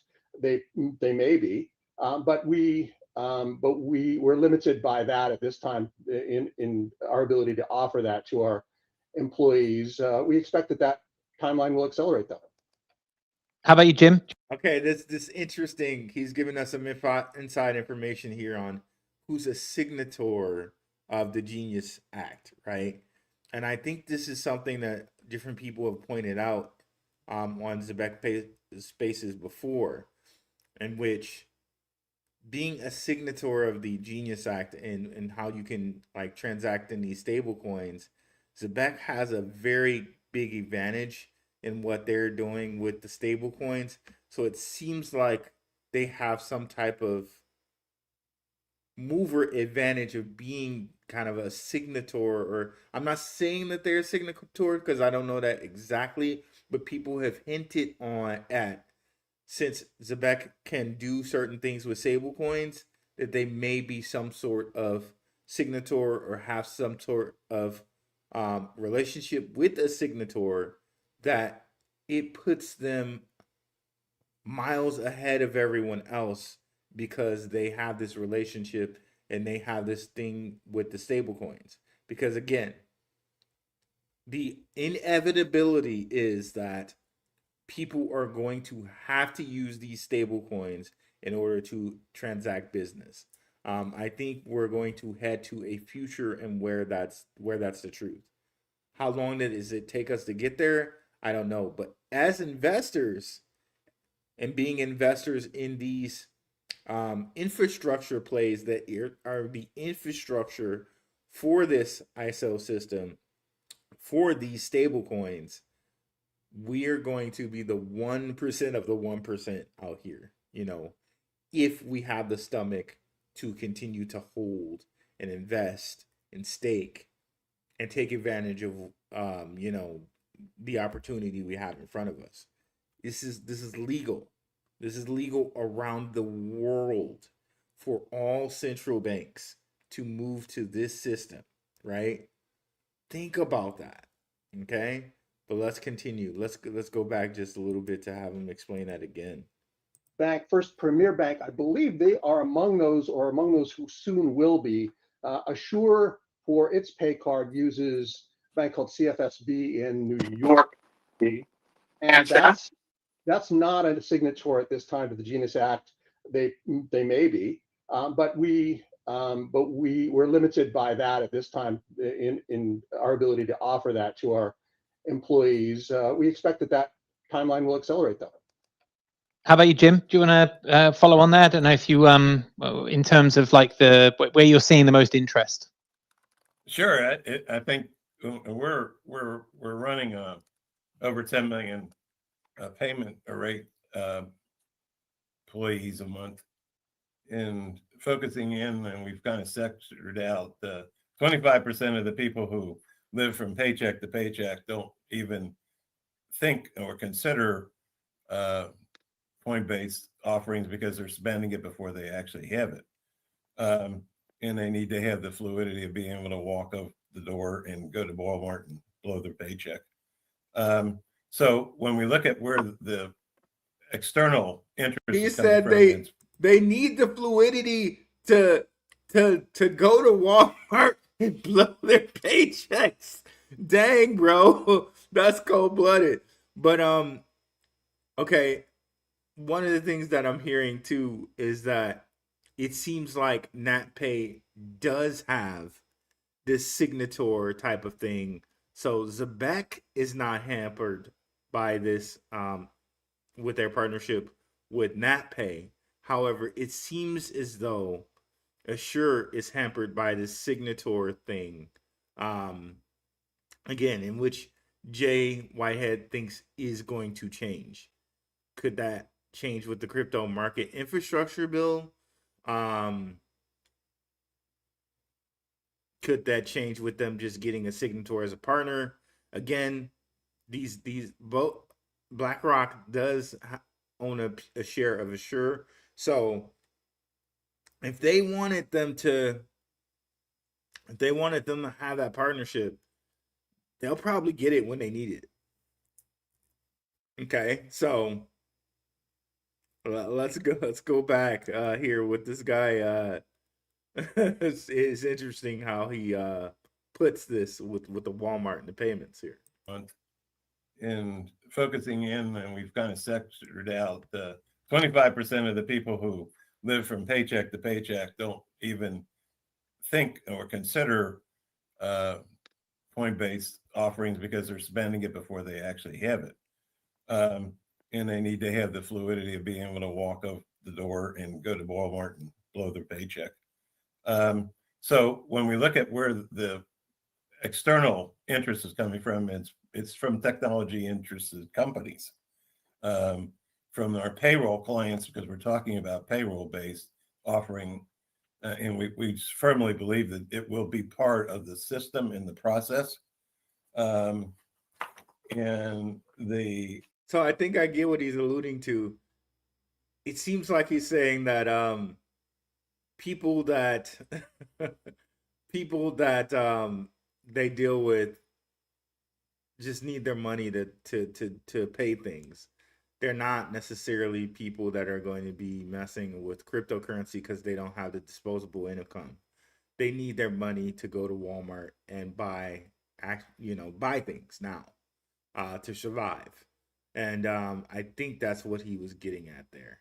And again, this is the NatPay guy who uh, originally focused on earned wage income, which would be a payday advance. So what he's seeing is that, okay, well, we're looking to help the people that need money now to survive now. Where he's just contrasting himself against Jay Whitehead, who was saying, okay, well, we were looking at trying to get the people, 70% of the people, 21 to 35, that are already using DeFi, and the way NatPay put it is Coinbase. Jay Whitehead put it as we're looking at getting the people that are using using crypto right now, and the other people we're looking at getting at is the people that are doing remittance payments. Whereas NatPay guy is saying, okay, well, we're looking at the people that need money now to go to Walmart. Okay, they need the money. They need the he put it as blow their paycheck. He put it as blow their paycheck. I'm gonna put it as they needed to go. They need to go to Walmart to survive now, right now, right. So they don't have the disposable income to invest in crypto. They need to survive. They need it now. Ability to offer is somewhat on our side restricted by our banks when you look at what they want to run through, and how do you handle a payroll when the company actually didn't have the funding and they NSF and they go out of business, and how do you recover? So there's a lot of that kind of stuff. But from the standpoint of understanding it's going to be a product that's going to be part of the whole toolbox, it's coming, and it's coming mostly from a technology side. As far as where the payroll companies don't seem to be showing any inertia on their side about wanting it. From the standpoint, we have 3,800 payroll processors, and I probably have had 2 who have called and said, "Where are you on Coinbase offerings?" But by necessity and by reality and by totally supporting our group, it'll be something we'll be probably looking at hopefully as early as 2026. Yeah, great to have that option there, obviously. Yeah. Yeah, and then you have the problem in for various different interactions, the sense of the employee understanding on a real large base of what coins are and what it really is, other than what they hear in the news media about, people losing millions of dollars or getting millions of dollars. There isn't really a real understanding. So get the NatPay guy seems like a older guy, but he's talking about it strictly from paying people type of deal, where Jay Whitehead would assure they're a whole human capital management application in which, okay, they might deal with 401k, they might deal with, so assures like data and metrics and what people want, and in dealing with people from 21 to 35 might be at a more robust stage than that pay guy who's just like, okay, we're just paying people that need to go to Walmart, bro. Like we're just getting people who need money now. That's we're paying them. Whereas a sure guy is more like, okay, well, we got metrics, and we're seeing that certain bit of people are using crypto, and we're targeting, we're trying to hit them, we're trying to hit the remittance payments guys. So you can see here, honestly, I look at this as a great thing in that both sides are trying to market, if you will, to 2 different people. Assure on their side more the crypto crowd, the remittance crowd, and NatPay more of the people who want to get paid right now, who would probably do like a, cash advance right now, right? So really, they're hitting two different sides, or two to three different sides of the market as far as payroll is concerned. So honestly, that's a really good thing in my mind. I don't know about you guys. What's your opinion on it? But let's continue here. Well, it's going to be a narrow window initially, but then I think that'll, of course, grow, as Jay was pointing out. Yeah, absolutely. It's about being prepared for when that inertia comes. Totally agree. Simon, I wanted to touch on that with you then a little bit. Like stable coins, just cover again how they solve like genuine operational pain. Well, building off of what Jim said, I think we are, a few steps ahead of the rest of the market. I mean, Zebec has been a pioneer in stablecoin payments since 2021. We are the first company within the Assure and the Natpay networks to offer stablecoin payroll in real time, and we're truly excited to see other companies join us and build on top of our rails and in our network. It's very clear to all of us that the use case for stablecoins is becoming more and more apparent, especially as you increase the frequency of pay. The reason most people don't get paid every day comes down to the friction of payments. So you remove that friction through the use of stablecoins on chain, and you can pay someone by the hour, by the minute, or even by the second without any meaningful marginal cost.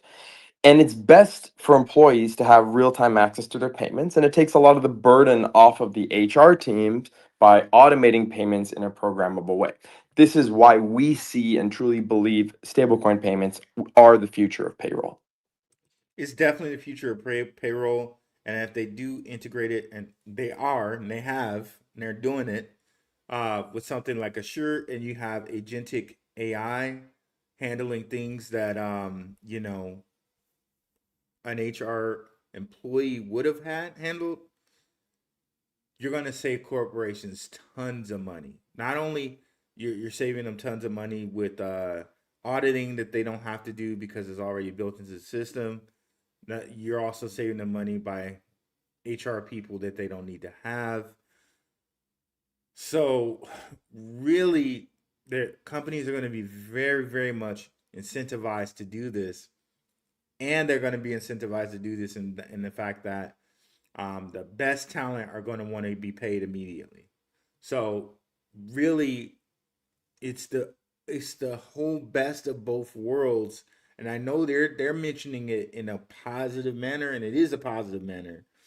But the downside that is inevitable is HR people are going to lose their jobs because of this. And different people are going to lose their jobs because of this for sure. But corporations are going to really love this, and the money that they save, and the employees that are there that do get kept, that are the cream of the crop, are going to really love this because they're going to get paid immediately, right? So, yeah, let's continue. Yeah, and it's important to, I guess, talk about the fact that they will coexist in parallel with regulated payroll and that environment. What will that coexisting look like? Well, we've always viewed stablecoin payroll as an option that coexists alongside traditional payroll. And with time, as awareness grows and the benefits to employees become more and more apparent, the market share of stablecoin payments will only continue to grow. We've seen an enormous level of growth in 2025 post the Genius Act. And with more banks and companies enrolling in it with time, we're only going to see that curve continue to steepen. Oh yeah, it's going to continue to steepen, like we just mentioned before. This is going to save corporations so much money with these agentic AI. HR people, HR teams are just going to be slashed. Like they're going to reduce so many HR workers with this. Companies are going to save so much more money with this, and employees are going to be happy to be paid right now. So their market share is going to increase so crazy with this. Okay. dumb crazy with this, right? For us and as investors, this is going to be amazing. For HR as a field, as a career choice, that's really going to impact HR as a career choice. But let's continue here. Now, of course, stablecoin payments don't hold a ton of value unless they have a direct connection into the banking system, whether that's through cards or off-ramping to a bank. And through our partnerships with both MasterCard and Natpay, we can ensure those payments are also instant or near instant. So we have the infrastructure set up to really drive this growth into 2026. I love that. May I add a little bit to that? Please, Jay. Yeah. You know, there's a big trend in the payroll HR benefits business right now to offer earned wage access, or EWA. This is where you get paid every day. You have the option to get advanced your wages that you earn today. Even if your payroll period is every 2 weeks, you can get paid every day. And there are a number of technologies, including our Showpay Pay card and others, daily pay.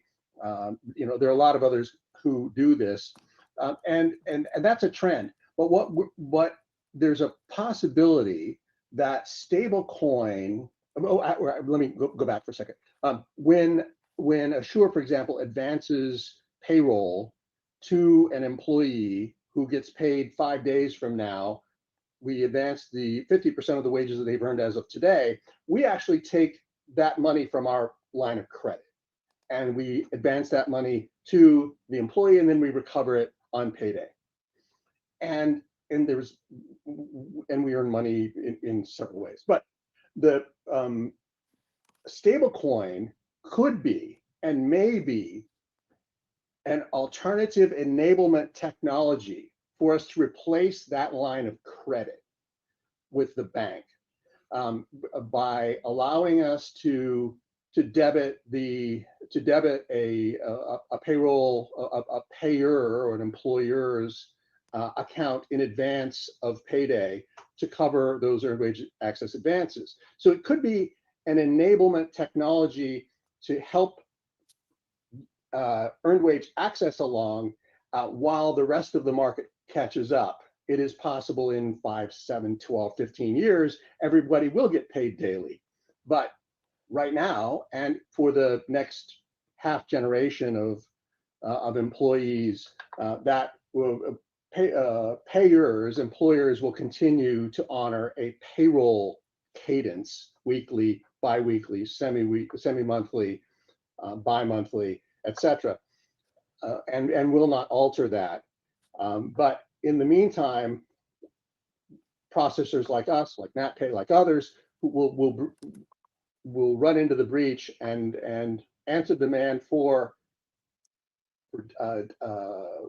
payroll on demand or daily pay or earned wage advance with these other technologies. And stablecoin could be an enablement technology that makes it easier, faster, and cheaper. Love that. Thank you.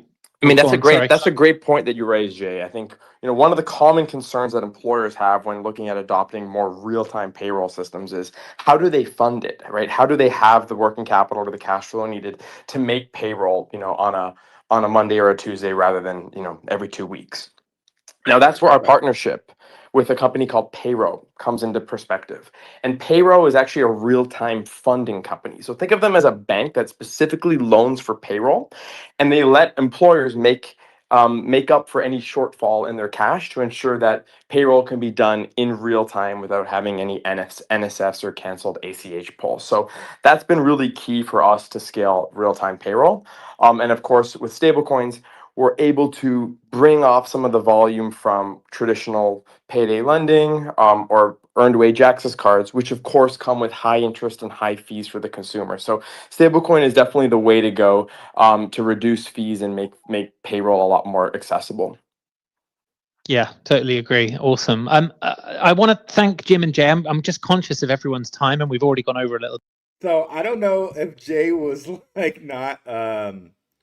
To be very frank and honest, I don't know if Jay was not coached or whatever, but he said, he in his opinion that real-time payroll was 5 to 7 years away. I don't agree with that assessment, because we know different things like Uber and different things like that, they're getting paid like I think the next day or something like that. And of course, right now with this Natpay partnership, they're introducing instant payments. So one of the things that Simon very aptly addressed and very nicely addressed is with the payroll partnership that they have with Zebec. Any concerns about not reaching or filling a gap, trying to do like earned wage income where they're doing a payday advance? There are companies that are going to fill the breach to say like, okay, well, instead of you, like Jay was saying, hey, if we have to do a payday advance for one of our employees, we're doing it and we're eating the cost ourselves, and we'll get some money back when we actually pay them in, like, 5 days. But if we advance them 5 days or 7 days, really we're kind of eating the cost ourselves, and we won't get that money back until we actually pay them, and we get a little bit of vig on top. We get a little interest on top. And what Simon says is like, look, we've already anticipated that. We have a company called Payroll, which will step in and do that for you. So with the stable coins, we got it. We have companies that are ready and willing and able to offer the money to give you the payday advance, to give you the real-time payments. So again, this is something that Zebec has already thought about and filled the gap for. But I think what he's missing, what Jay was missing there, is that with the stable coins, it is going to be streaming payments. With the Ripple and with ISO 20022, you have the ability for streaming payments. It's so new that Jay might not have been coached on what is happening with ISO 2002, what is happening with Natpay. He might not understand that is what's happening, but that's what's happening, right? So, just to say that, hey, it's our guy, Mr. Spader. What's up, brother? Good to see you in the house here. What's up, Crypto Clay in the house here with the super chat. Yo, let's freaking go. Zebec, baby, future of payroll. Once the world is tokenized, Zebec and XRP will rule 100%. E with the super sticker there. Thank you guys so much. Really appreciate that. So, yeah, it seems like Jay might not have been coached in that situation. But again, Simon addressed it. This Natpay partnership addresses it with the systems that are set up here from the Fednow, from RTP. It's set up with Nacha and all of that. It's set up. So they kind of cut Jay off right there because he was messing it up. Jay was messing it up a little bit.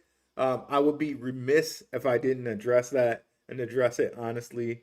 But again, he's just probably not aware exactly how that works out. But yeah, in 5 to 7 years, that's not. Don't worry about that. They're putting this stuff into play. It's so brand new, and it's so new with happening that even some people in the business are not aware how ISO 20022 is going to work, and how it's going to change payments, and how it's going to make payroll processing, and how stable coins are almost instantaneous using things like Ripple, things like Quant. Even some people in the industry aren't necessarily fully up on how this is going to work and behave. So let's continue here and finish that out and finish to the end here. Let me go back and I'll play. Bit. And I wanted to ask Simon if he could just close up. So Jim, Jay, thank you so much. Really appreciate you coming out today. Would love to have you back. So much we can add to this, so much color we can add to it. So really appreciate you guys taking the time today. Thank you for coming up.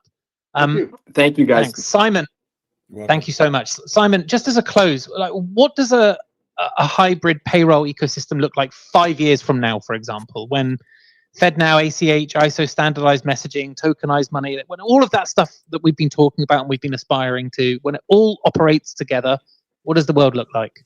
I think we've hinted at it a lot over the course of this spaces. And as I've said multiple times, the next 5 years for HR and payroll will see a complete paradigm shift in the industry. Payments will move on-chain in a fully automated and programmable way, with oversight and management from these agentic AI tools that can process and manage payroll faster and more effectively than a human payroll manager ever could.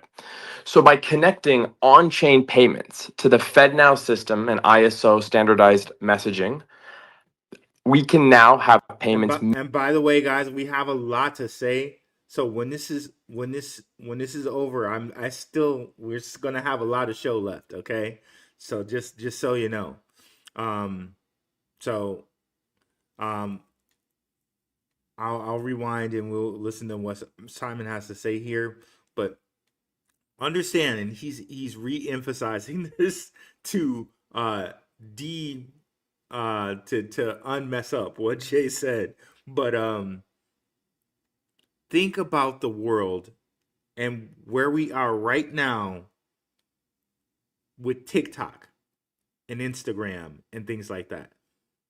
Imagine that, and you don't even have to imagine this. This is what it is. TikTok, Instagram, and things like that are only 7 years old, but they completely transformed the way that we communicate. Kids nowadays cannot even take a 30-second conversation. They can't have a 2-minute conversation because TikTok and Instagram and Shorts and YouTube have made it so they can't even pay attention for that long, right? I'm saying that to say what Simon's talking about with the paradigm of payroll and how it can shift, bro, it may not even take 5 years for this thing to shift like that, right? For some people that are in HR, like, okay, if you're going to school for HR right now, I would probably, not financial advice, not necessarily advice, that you need to take or whatever, but just in my opinion, if you're going to school for HR right now, you need to change majors because the way things are heading, in 5 years, everybody can, in 3 years, everyone could be being paid real time with Zebec, and the world looks completely different than it does right now. I don't think Jay is just on understanding how quickly things are moving in the world right now. Even dating, guys, like we could go into things like dating, and how like I'm not even going to touch that right now. But let me just go into communicating and things like TikTok, things like Instagram and things like that completely flipped the way that we communicate.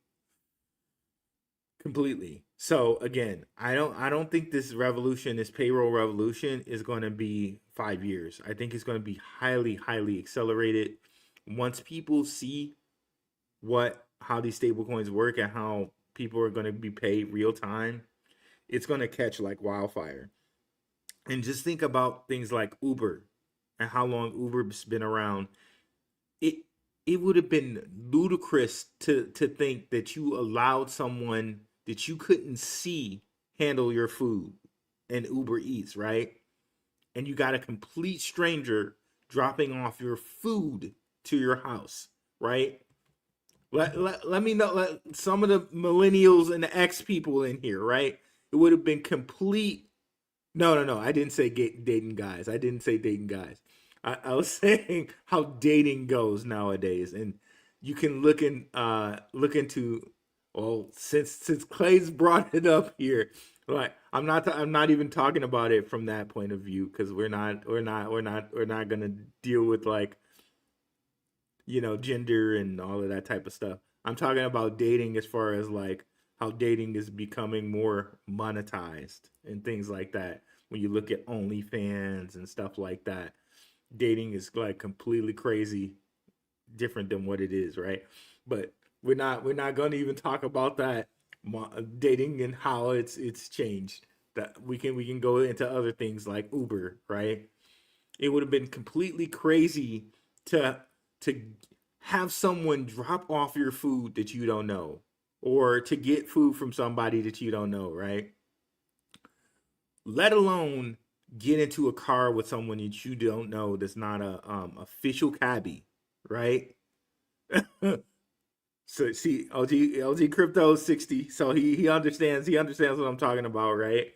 So think about where we are right now, which is normal for people now. Normal. Uber Eats, um, Twitter, TikTok. Before, you would have had to know someone to interact with Elon Musk or a Marshall Hayner or a Sam DePaglia, and they like my posts, or some, Marshall Hayner will like my posts sometimes, right? That would have been an impossibility 10 years ago. But Twitter puts this person right in front of you where they're actually interacting with you. Saying all of that to say, if you're thinking that this payroll revolution is going to be 5 to 7 years out, I think you're really sorely mistaken. You're sorely mistaken. Okay? It's something that's going to be around the corner, especially when people figure out how easy it is, right? I remember the world before Facebook, right? Let's go back before TikTok, before Twitter, before Instagram. Facebook, and how easy Facebook made things for people and keeping up with college people, right? Remember AOL Instant Messenger and all of that stuff, right? Amazon, and how easy Amazon has made. Like, you don't have to even go to Target or Walmart or wherever. You can have Amazon deliver your stuff to your door, right? Right? You guys are killing me. But right? You guys are killing me out here. Yeah, MySpace. Remember MySpace? All of these different things, right?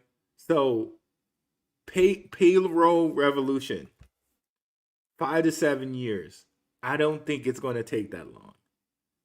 3 tops 3, right?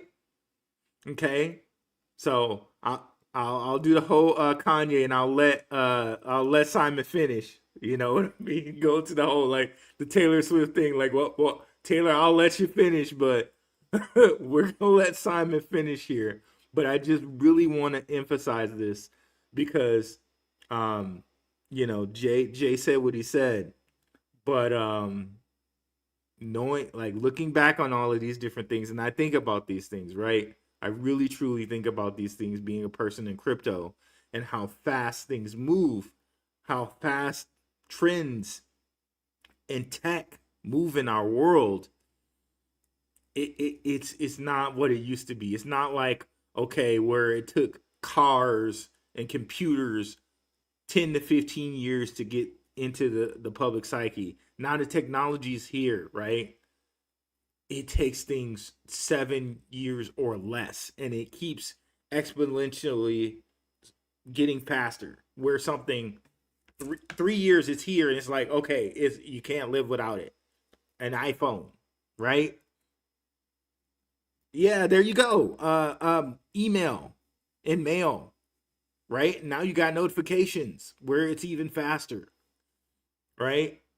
So again, I think instant payments it's not going to take 5 to 7 years at all. 3 tops. But let Simon finish here. We'll go back a little bit here and let him start from the beginning. and listen to them the whole way through, and we'll continue on. Of course, right? We'll get into our comments as we do every show here. So again, once this is over, we have a lot more show left. So really appreciate you guys taking the time today. Thank you for coming up. Thank you. Thank you, guys. Thanks, Simon. You're welcome. Thank you so much, Simon. Just as a close, like, what does a hybrid payroll ecosystem look like 5 years from now, for example, when Fednow, ACH, ISO standardized messaging, tokenized money, when all of that stuff that we've been talking about and we've been aspiring to, when it all operates together, what does the world look like? I think we've hinted at it a lot over the course of this spaces. And as I've said multiple times, the next 5 years for HR and payroll will see a complete paradigm shift in the industry. Payments will move on-chain in a fully automated and programmable way, with oversight and management from these agentic AI tools that can process and manage payroll faster and more effectively than a human payroll manager ever could. So by connecting on-chain payments to the Fednow system and ISO standardized messaging, we can now have payments make it into the bank accounts of employees across the US and the world in mere seconds. So the days of waiting for a wire or for your paycheck will be a distant memory, and only a story that I think older generations will tell to their children about how lucky they have it today. So we say with confidence that Zebec Rails will be at the core of this developing payroll ecosystem, alongside many of the giants in the industry, from our friends at Assure to our new partners at Natpay, and to many, many more soon to join us in our mission. Love it. Brilliant. Can't wait to meet them. Really looking forward to it. And thanks so much for your time today, Simon. Jay, thank you for hosting, Ben. Jim. Thanks to our guests, and Yep. everyone stay tuned for many more to come. December is going to be a very big month for us as we finish the year strong here at Zebec. Yes, for sure. Thanks everyone for coming out today. JJ, I'll let you finish up, but appreciate everyone's time. No, thank you, everybody. Thanks, Ben. Thanks, obviously, Natpay, Assure, Simon, and we'll catch you guys on the next one. A lot of exciting stuff coming up this month, so stay tuned. See you guys in the Thank next you. one. Yep. Thank you. Bye-bye. Thank Okay, so Simon made it very clear here in his 2-minute sum up. With that connection with Natpay directly to FedNow, right? You can get payroll in seconds. So there's nothing to double check. There's nothing to say, okay, did the money hit the bank account? You're already at the central bank. You know that it's there. It's done in seconds. It's done. Okay? So I don't think that people, even Jay, I don't think that they understand that with it being directly connected to the central banks, there's no auditing or double checking that needs to happen. Like, we know it's there.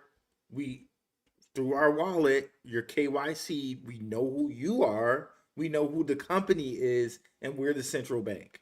Okay, we know all parties. Give them the money. It's done. Okay, it's done. So, I really think that the people are missing that point. But I think just like with Facebook, just like with other things that we've seen, like once we try them and we play.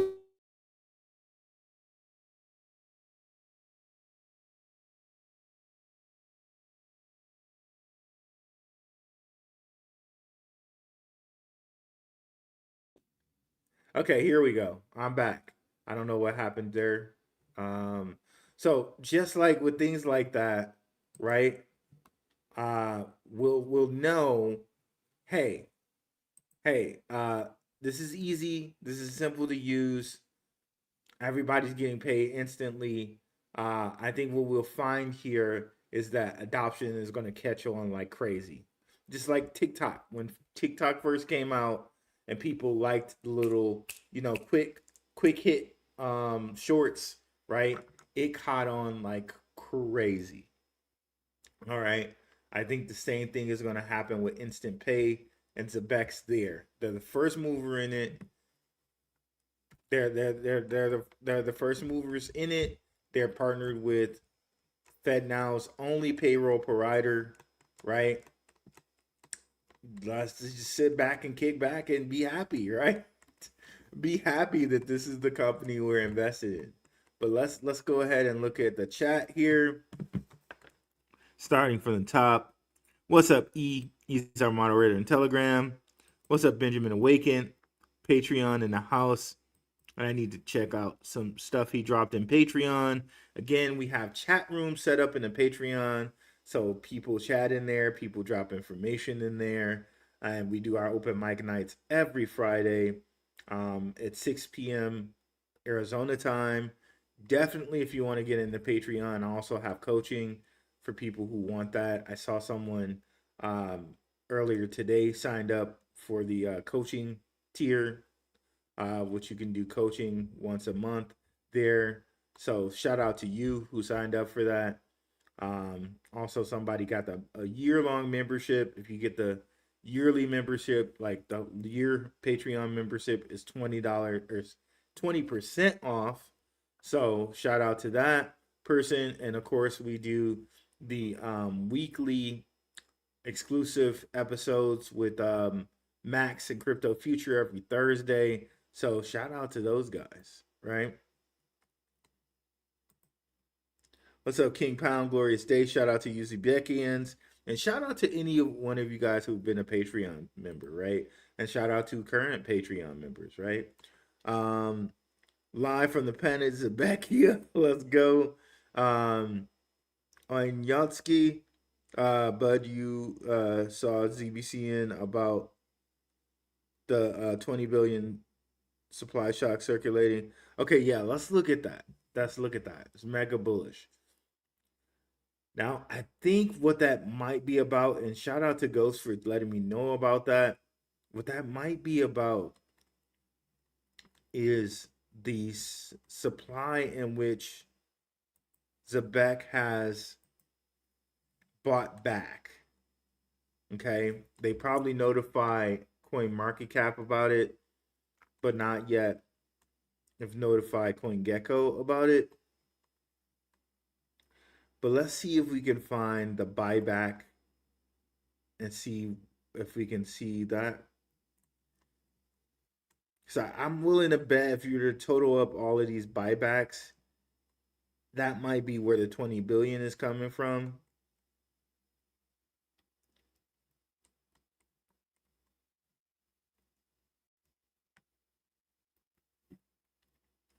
Okay, that's Payroll. Let's see if we can find some of the buyback here. What are the buyback numbers? Okay, I'm willing to bet that's probably where it's coming from. There's been no official announcement yet.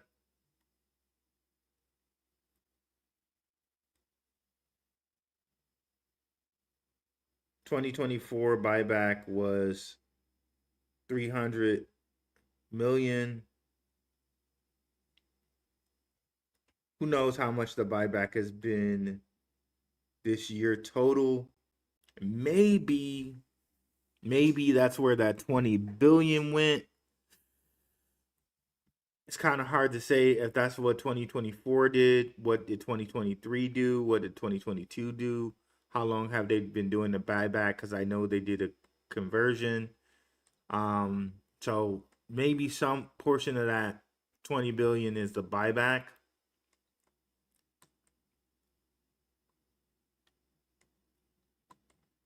Yeah, I would have to believe some portion of that 20 billion is the buyback.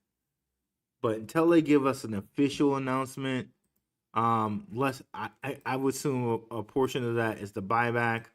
But who knows where else that could have been?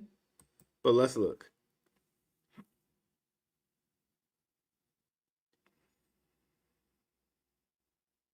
Okay, I'm kind of really willing to bet that some of that might have been a buyback. Now, could they have also like done some type of reserve type of thing or something? Who knows? Could that also be maybe, I don't know, because if a company takes a certain portion and they buy it and they put it in like institutional, like they hold it institutionally, is that not circulating anymore? I don't know. Like, let's look at Ripple here. Like, we know that Ripple has a certain part in escrow, right? So, does that count on their circulating supply? I don't think so. So, could that be that Zebec decided to escrow, to go and escrow a certain amount along with a buyback? That could be it, maybe, because XRP, I think, escrows 40 billion, right? Now let's look at Stronghold supply. I know Stronghold escrows 60 billion. So technically, I think that removes it from the circulating supply. Yep. So maybe they decided to escrow a certain amount of their supply. Why would they do that? That would be a next question that we would have. Okay, so Stronghold escrowed a certain amount. Maybe they also, with a certain amount, have a buyback program set up for Stronghold. But yeah, taking the focus back to Zbcn, maybe they decided to escrow a certain amount of that along with what's been bought back because of card use. So it's going to be very interesting to see where did it go. What did they do with it? Okay, what did they do with almost? So what that would be 2, 3. So it's almost 23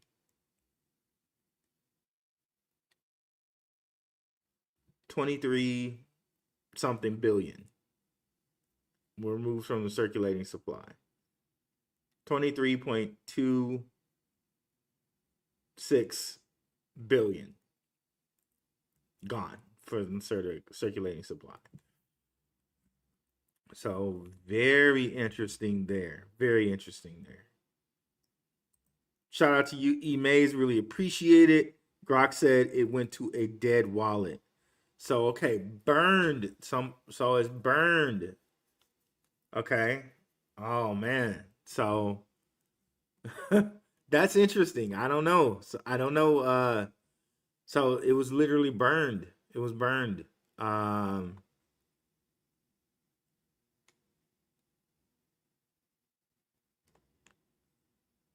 So I don't know. I don't know. They decided to burn 20 billion. So I know people have been talking about the circuit, the tokenomics and the tokenomics and the tokenomics.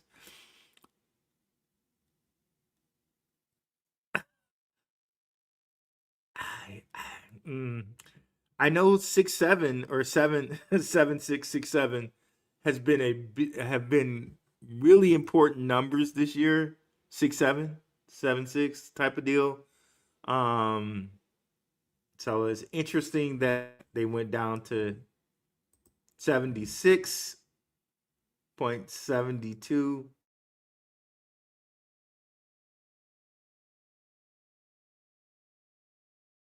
For the year,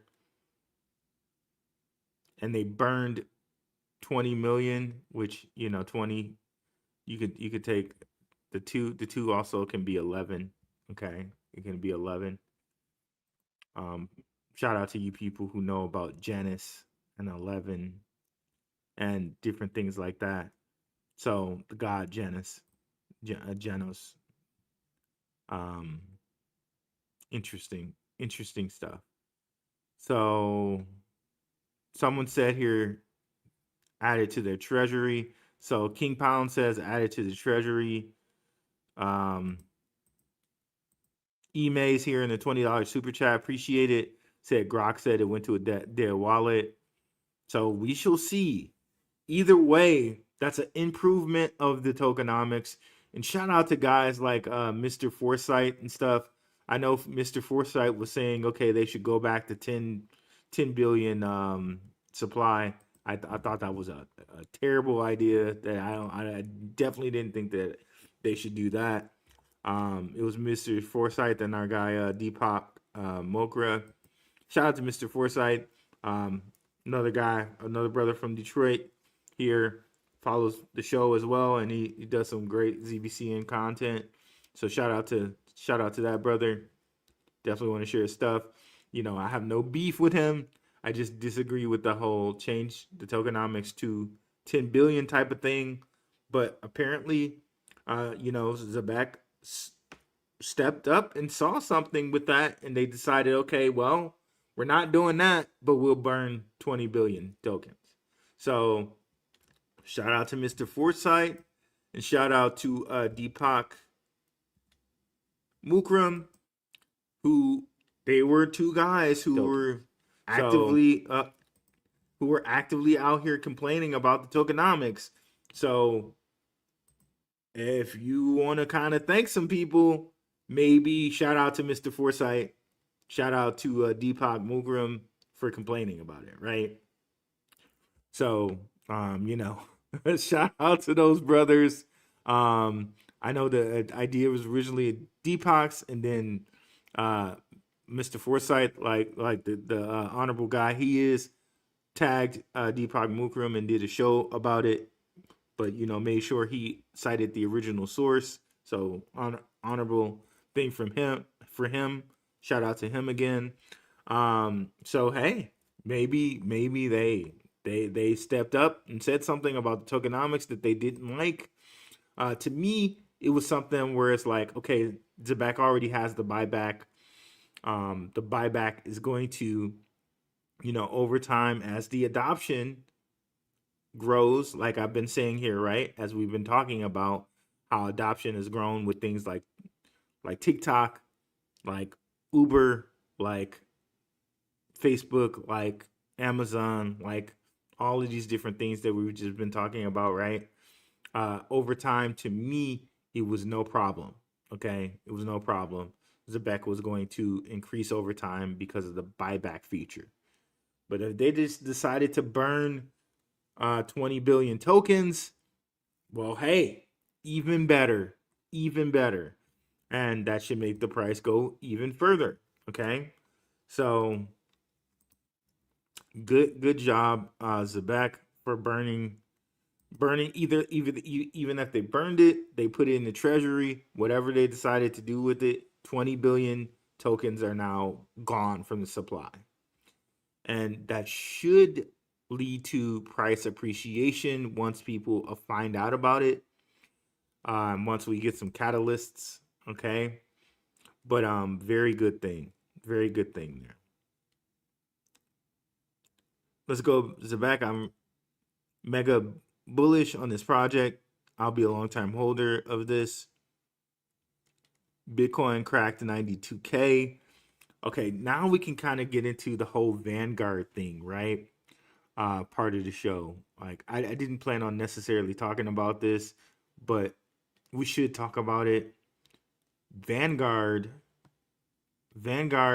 opened up itself to Bitcoin now. I think to XRP as well.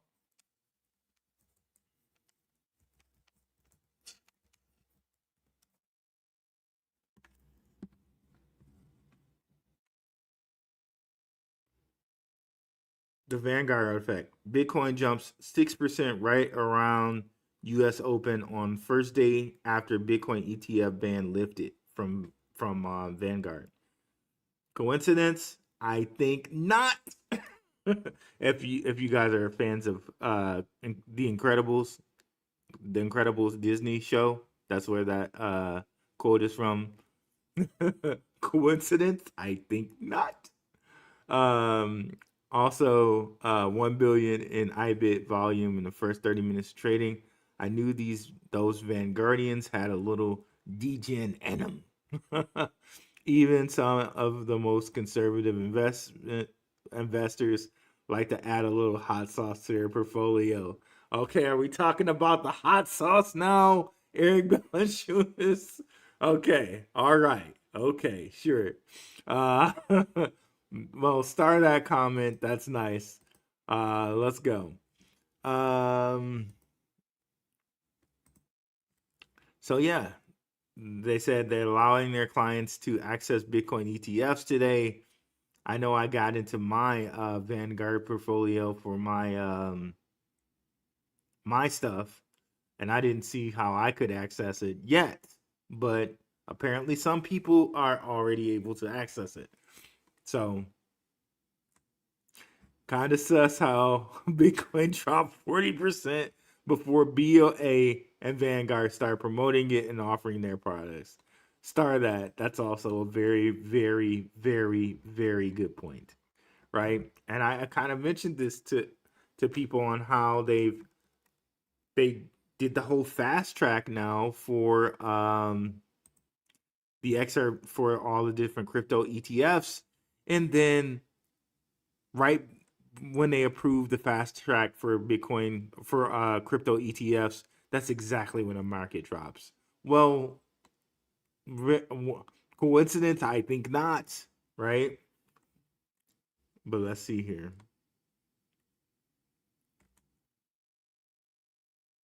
So they don't necessarily mention it on Vanguard's site that they did this.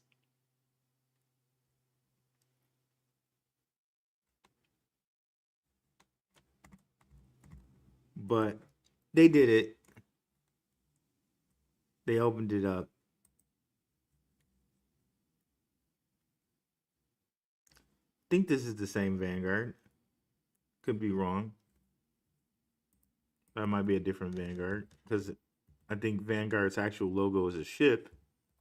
Might be a different Vanguard I just added right here. But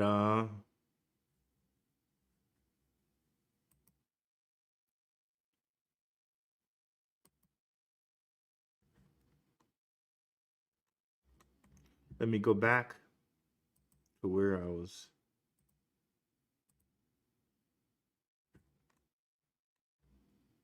Okay. Okay, so that was the right Vanguard, I think. After years of avoiding digital assets, the firm will now permit access to third-party crypto products tied to HBAR, Bitcoin, Ethereum, XRP, Link, and more. Okay, so they are doing other ones too. Amongst the newly available tickers on Vanguard's platform, the XRPR, Rex Oxford XRP ETF, XRP, which is the Bitwise XRP ETF, HBR, which is the Canary HBAR ETF, G-Link, which is the Grayscale Chainlink Trust. Okay. So very, very cool there. And, it's just in time for people who reorganize their portfolios towards the end of the year. All of these companies are probably going to reorganize and get into these assets on the stock market from the stock market just in time for them to correct their portfolios before the end of the tax year. Okay. And, however they want to, shift things around so they can take a loss or a win this way or that way, they'll be able to do that now. Right. And have exposure to the cryptocurrency market via the stock market. Right. So very interesting there. Very interesting there. My other sleepers are XBR and Loan, Zbcn Pound 1, going from 98 billion to 67 billion in circulating supply, gonna jump the price. Yeah, 67 is just one of those numbers, right? Isn't there a gas station called like 67? Something like that back in the day. 67 gas station. So that's 67 number 6767. Yeah, that's a thing. That's a thing. So you always wonder, right? Like, why did they pick that number? You know, well, it definitely has a meaning, right? Whoops, didn't mean to close that.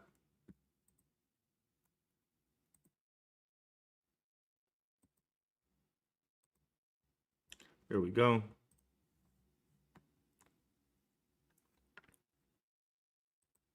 I see payday loans going out of business because they can't prey on low income people. Real-time payments will end that 100%. What's up, B Mays? Payday loans are finished 100%. Bullish on Zebec. Thank you, our brother JSK, for reposting the stream. What's up, Jose De La Torre? What's up, Ruel? Go Zbcn heading soon to Glendale, AZ. Oh, awesome, brother. My nephew has a big baseball attorney.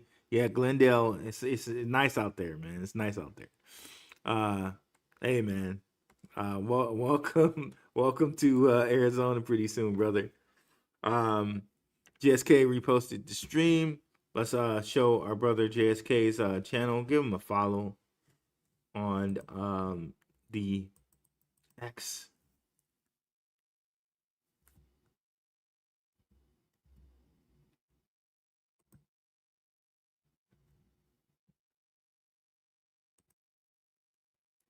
So definitely give our brother JSK a follow over here.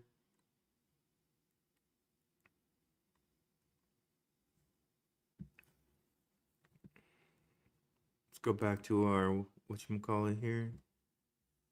And let's continue.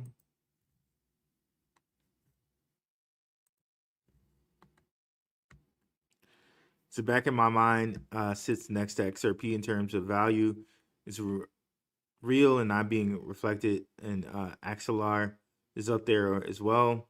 It will allow them all to talk to each other. Axelar will easily be double digits. Yeah, that's my thing. Like, Axelar is a good one. I'm wondering though, between Axelar and Quant, I probably might want Quant a little bit more than Axelar, but I definitely stake XLR. I got some XLR staking right now. I need more. I need more of all of those tokens, to be honest with you. But I definitely have some XLR staking. I haven't checked on it in a while, so I'm sure I probably got a good little bit amount of it accumulating there, which is crazy. Really blessed to be that I don't really have to worry about that. XPR will be silent but deadly fart. Yeah, and I have XPR staking as well on Meadowland for sure. Zebec, what's up? Phantom Beat. When the world goes digital, we'll see those 100,000 plus gains, 100%. Benjamin Awaken, the only payroll processor in Fednow. People let that sink in. 100%. 100%. What's up, blockchain Creole guy? What's going on? A good evening, Ruin, chat, and everyone. Hey, that's I know that I know that logo. What's up, brother? Appreciate you. TK, when do you think we can get to what SHX can get to $1? I can see that next year, man. Honestly, think about what Smoke said with the 100x to 1000x gains. Stronghold, someone was just commenting. I think it was our guy Green Knuckles. And shout out to Green Knuckles. He always tags me and stuff. Brother is like very cool with doing that. I really appreciate it, brother. Green Knuckles. If you see this, see, there he goes right there, man. Tag me. if you see this, just know I appreciate it, brother. I very much appreciate it. I try when I see it to like it and share it. But thank you, brother, for always tagging me in this very juicy information that you give. I really appreciate it.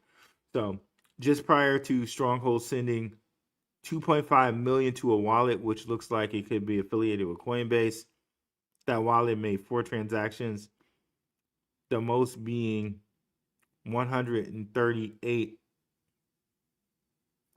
plus to WireX. What's cooking, Sean Bennett? Since the wallet has been created in May 2025, has been consistently sending SHX to WireX. Okay, what's WireX? What's going on there? I don't know, but we can see there's some stronghold transactions, some stronghold stuff brewing, and our guy Green Knuckles is on it. So is Mine Crypto too, by the way. 2 really good follows for SHX and SHX stuff. But hey, man, like I could definitely see, like we're at 1 cent now. We're at 1 cent now, right? 100x would be over $1. Imagine that. So, you know, if you had like a little over 10K, you could get 1 million stronghold and you're a millionaire next year. I could, not financial advice. I'm not saying that could happen, but I'm saying I could see that happening. I could see that happening. Again, not financial advice at all. Make your own decision and what you want to do there. But looks really good to me. Looks really good to me, especially considering we just looked at it. It's total supply, right? Total supply for strongholds with the amount that they have in escrow, they're probably going to give to banks and stuff like that. Total supply just 5.79 billion. Just that's all they got circulating right there, right? So $1 could not, to me, is just completely not out of the question next year at all. Especially considering like if it gets into an ETF, in which people like Mine Crypto have already shown you that it's possible that it can get into an ETF. And we were just showing you here already how what HBAR is in the ETF, XRP is in the ETF, all these different coins are in ETFs right now. Wait till we get a quant ETF. We already have a Flare ETF, right? We already have a Chainlink ETF. It's just a matter of time. It's just a matter of time. Oh, what's up, Ruru? Long time no see. Been busy lately. Hey, but you're here now, brother. I appreciate it. Thank you, Daniel Minshaw. Our brother, Crypto Future in the house, my dude. Let's go, brother. Definitely catch me and Crypto Future and Max on our every Thursday exclusive show. But definitely go over and catch Crypto Future on YouTube and also here on X. Let's bring up our brother Crypto Future.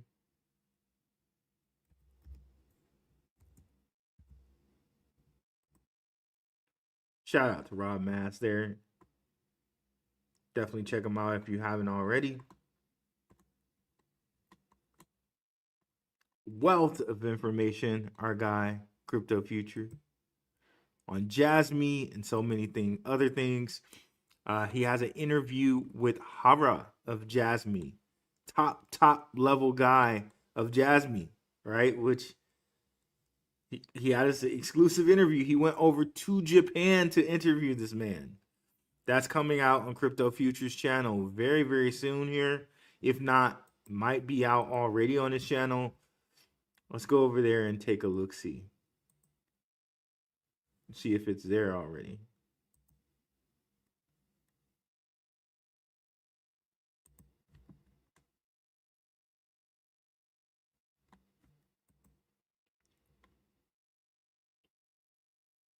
Okay, it's probably coming pretty soon on his channel.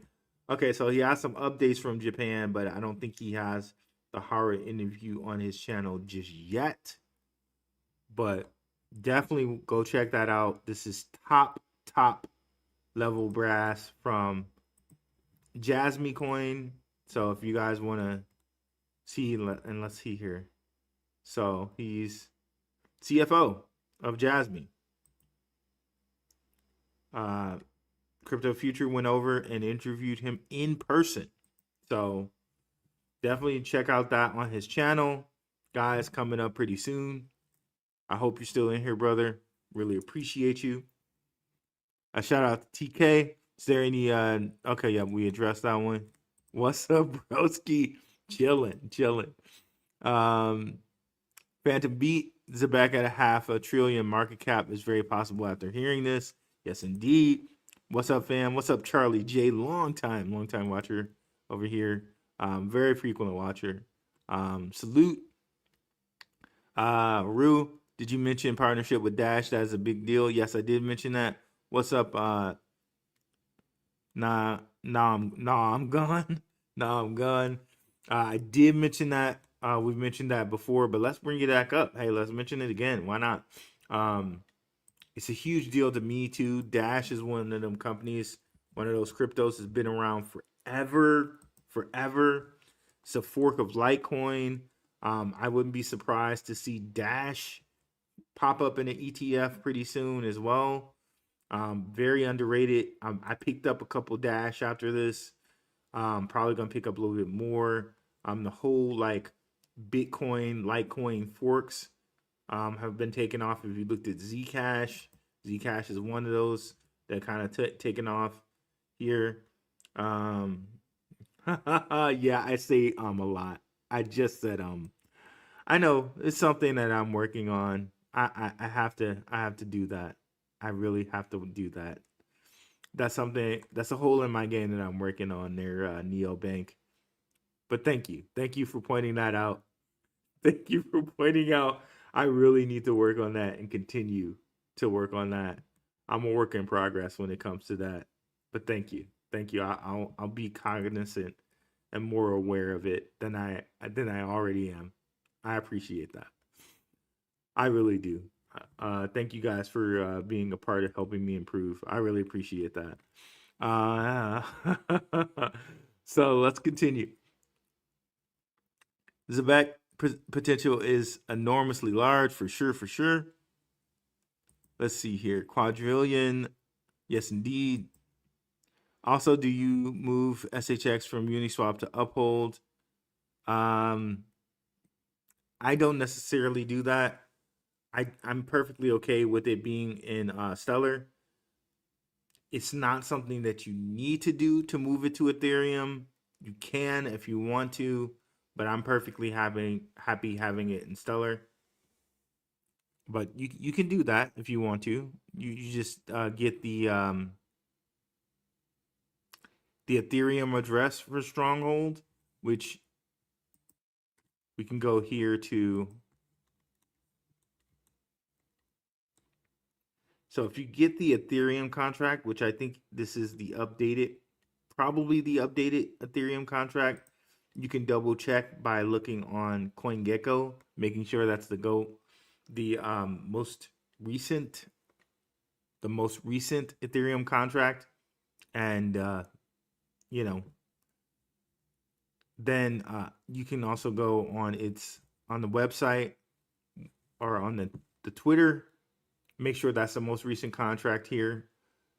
And that should be the contract that you send to uphold or, well, just, it should be very simple to do this.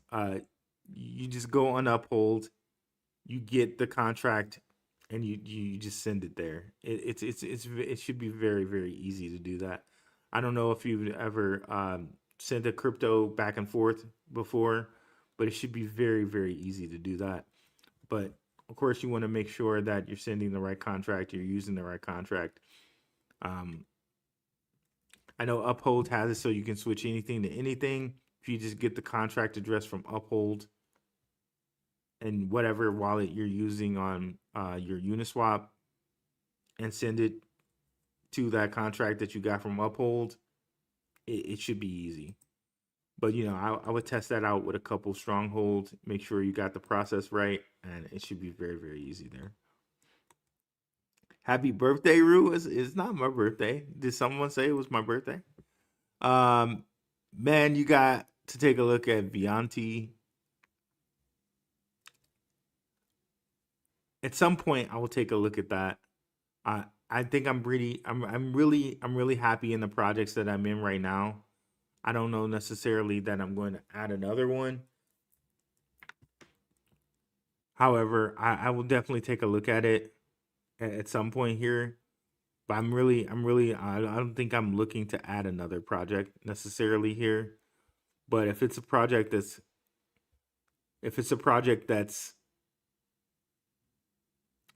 compliant, that would make me really wanting to look at it.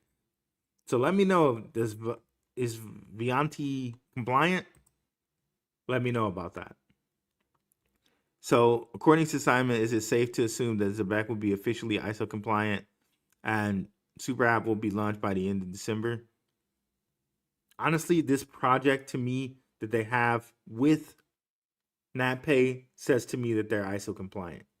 He said the same thing when they had the project with all Unity. Everybody was wondering, are you MiCA compliant? Are you MiCA compliant?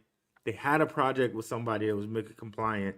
Then like a couple days later, or maybe like a week later, they then announced that they were MiCA compliant. I think this is the same thing. I really think that they may be ISO compliant already, but for whatever reason, he's waiting to announce it. So my thing would be, okay, they're working with Circle, they're working with all these things. I really don't think ISO compliance is something we should be worried about. If they have a deal in place with Natpay, somebody that works directly with the federal bank, the Fednow, why would ISO even be a worry for you? That would be my question. If you don't think that they have it yet, why would you be worried if you see this partnership? That would be my question to you.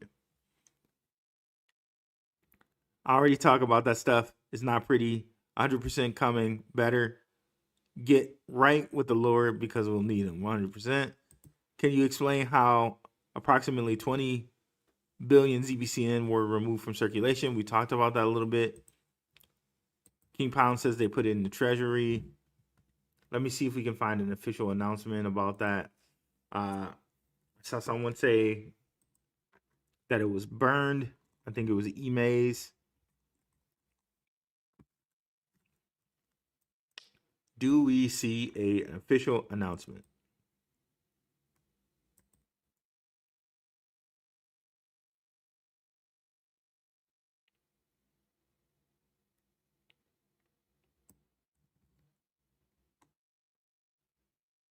Yeah, I don't see anything officially announced by them as far as that goes. If anybody sees anything officially announced, feel free to tag me on X and I will let people know.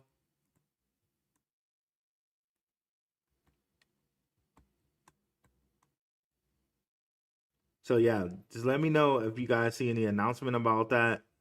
I'll keep checking the X here to see if that's on here, and if I see it, I'll let people know. As far as I know, I don't know if it's something they burned. Ime says that Grok says that it was a burning, and not that it was added to the treasury. So yeah, so let's get some clarity on that before we leave here. Thank you, Mike Main, for reposting the stream. Joseph Yanni, Robot Rentals could use Zebec some Some same concept as Uber, major industry, payroll, pay per robot job. Ooh, that's interesting. Yeah, 100%. Did you see Zebec partner World Mobile got listed on Coinbase 1125? I missed that. That's interesting. World Mobile is coming up in the world out here, guys. What's up, OG Crypto? Hey, CoinGecko is not showing the 20 billion in the supply yet. They don't have it yet.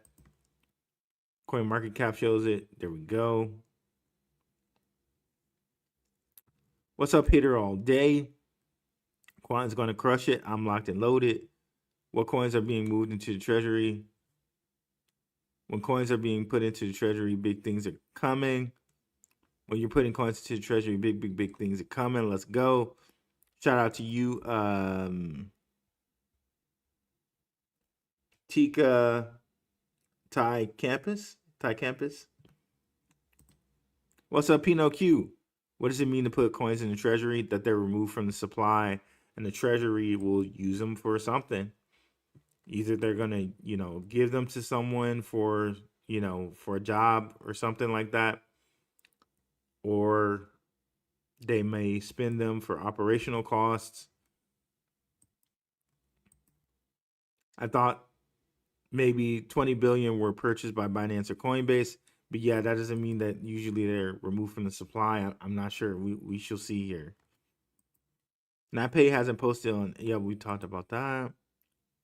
The reduction stems from Zebec's revenue-funded buyback and burn program combined with the other mechanisms that lock or eliminate the supply. Here's a breakdown. Okay, there we go. The reduction stems from Zebec's revenue-funded buyback and burn program combined with other mechanisms that lock or stimulate the supply. How it works is Zebec uses real revenue from its ecosystem, primarily Zebec cards, payroll streaming fees, partner contracts with Circle, MasterCard, and Enterprise, payroll firms, and DeFi transactions to buy Zebec tokens on open markets. These are permanently burned by sending them to a dead, unrecoverable wallet address. Okay, see, that makes sense. So it was like I was kind of estimating earlier is that via the buyback, these things got burned. Okay, so via the buyback, these things got burned. And this is why I was saying that they should not change the tokenomics, because the buyback is going to do its job. The buyback is going to get rid of tokens. So this is why you don't want to change the tokenomics. The buyback, as this thing, as people continue with the adoption, as the adoption gets bigger, more things will get bought back and the token supply will lessen. Salvador Ramirez, appreciate you, brother. Hello, Blackrue. Thanks for all your hard work. Really appreciate it. Good they allow these corps to abuse the employees. Yeah, well, that happens for sure. This great broadcast. Thank you. I don't know about you guys, but this smells like retirement. Yes, indeed. Magic hat. It does smell like retirement. Thank you again, Crypto Clay, for the $9.99 super chat. Good to see everyone. What's up, Mr. Spader in the house? What's up, Hitter All Day? Hey, Clay, good to see you, fam. What up, Tony? Did you forget that your Zbcn 15% is baked into the protocol, not the incentive? They need your Zbcn to do millions of micro transactions per day and settle daily in the XRP ledger. Shout out to Mr. Spader. Gotta love that alpha. They need your pool inside, as it is an incentive to keep it in the pay you 15% per second per stable coin to say thank you for keeping it in and not holding it off chain. Got you. So he's saying basically that 15% is baked into the protocol. It's not an incentive. They need the Zbcn to do the micro transactions. So again, this kind of goes into what Simon was saying, where he was saying that on chain payroll will move on chain. He said that. He reiterated it. towards the end of the show, right? Payroll will be on chain, and it will be quicker than people think. I think it bodes well to just play that end again, because that end was very profound from Simon, saying how payroll will be on chain, how that's going to work, right? So let's just play that in one more time. Last 2 minutes in our mission. Coming up. Thank you. Thank you, guys. Thanks, Simon. Welcome. Thank you so much, Simon. Just as a close, like, what does a hybrid payroll ecosystem look like 5 years from now, for example, when Fednow, ACH, ISO standardized messaging, tokenized money, when all of that stuff that we've been talking about and we've been aspiring to, when it all operates together, what does the world look like? I think we've hinted at it a lot over the course of this spaces. And as I've said multiple times, the next 5 years for HR and payroll will see a complete paradigm shift in the industry. Payments will move on chain in a fully automated and programmable way, with oversight and management from these agentic AI tools that can process and manage payroll faster and more effectively than a human payroll manager ever could. So by connecting on-chain payments to the Fednow system and ISO standardized messaging, we can now have payments make it into the bank accounts of employees across the US and the world in mere seconds. So the days of waiting for a wire or for your paycheck will be a distant memory, and only a story that I think older generations will tell to their children about how lucky they have it today.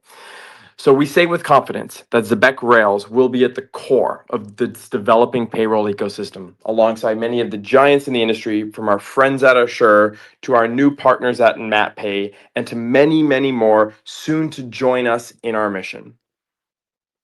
Love it. So that's awesome. That's awesome. And there it is. And Crypto Future has joked around about this in our exclusives, in which he's like, I just think about, he says it with his Canadian accent. I'm not going to even try to do the Canadian accent, but he's like, my kid will joke around like, you used to get paid every 2 weeks? Like 100%. 100%. We're heading towards 3 to 4 years from now. Like Gen Alpha will laugh at us for being paid every 2 weeks. That's where we're headed, right? It's so funny. Like I was talking to like a Gen Z guy. Gen Z guy did not know anything about like cassettes, bro. He didn't know what a cassette was. He didn't know what a cassette was. He's like, "What's a cassette?" What's the cassette? It's like, oh my god. We're not even going to tell you 8-tracks or vinyl, bro. We're not even going to go there. Cassettes now, cassettes. And yeah, thank you guys. Definitely hit the like and subscribe if you haven't already. Let's continue on with these chats. And yes, Zebec is connecting to the school boards. Another one where built-in money, built-in payroll, built-in like something you're gonna hold, keep, and use almost forever. First credit card was in college, right? They're connected to the universities through SciencePay and through what's their names? Paybridge. Through Paybridge, they're connected to charter schools. So huge, guys, huge. Trying to hit 50 million now. Let's go, Mr. Spader. Danning sounds like he was saying that they are ISO compliant metal. Yeah, it sounds like it really sounds like they're ISO compliant now. He was slipping, spill those beans. Hit the like button, y'all, for sure. Thanks for the reminder. Payroll is 24 hours. You will be paid 15% per second per user per usage. Okay. You'll be paid 15% per second per user per usage. Let's go. They need your Zbcn in the loop. That's why you pay 15%. It's not incentive. It's like lifeblood. They need it stored away, or otherwise there would be no circulation for micro settlements. Interesting. Sounds a lot like the Interledger protocol. There we go. add Zebec to Metallicus, and then you'll be done investing forever. Like Thanos on a farm, just feeding goats. I love it. Thank you, Yazid, Yair, Bay. What's up? Got a Bay in the house. $2 super chat. Appreciate you, brother. Let's go, Zbcn. Quadruple rockets, guys. Quadruple rockets out here. With all of this plus rumored connection to the DCC, what will the price be like in 5 years? Again, if the buyback is working like this, where 20 billion is gone in what, 3 years? It's been about 3 years or 2.5 years since they changed the token protocol. In 3 more years, what, 30 billion? Because you got to think that the as the laws change, more people are going to be able to use the cards, so adoption is going to increase. So the number of 20 billion being burnt is going to increase to 30 or 40 billion being burnt. And then where are we? And in 3 years, the supply could be what? So take 30 billion off of what it is right now. 46 billion. Somewhere from like 46 to 36 billion. Right? Not just HR, accountants, everything. Yeah, there we go. That's a good point, Mr. Spader. Not just HR, accountants are going to lose their jobs. A lot of people are going to lose their jobs to AI. 100%. I agree.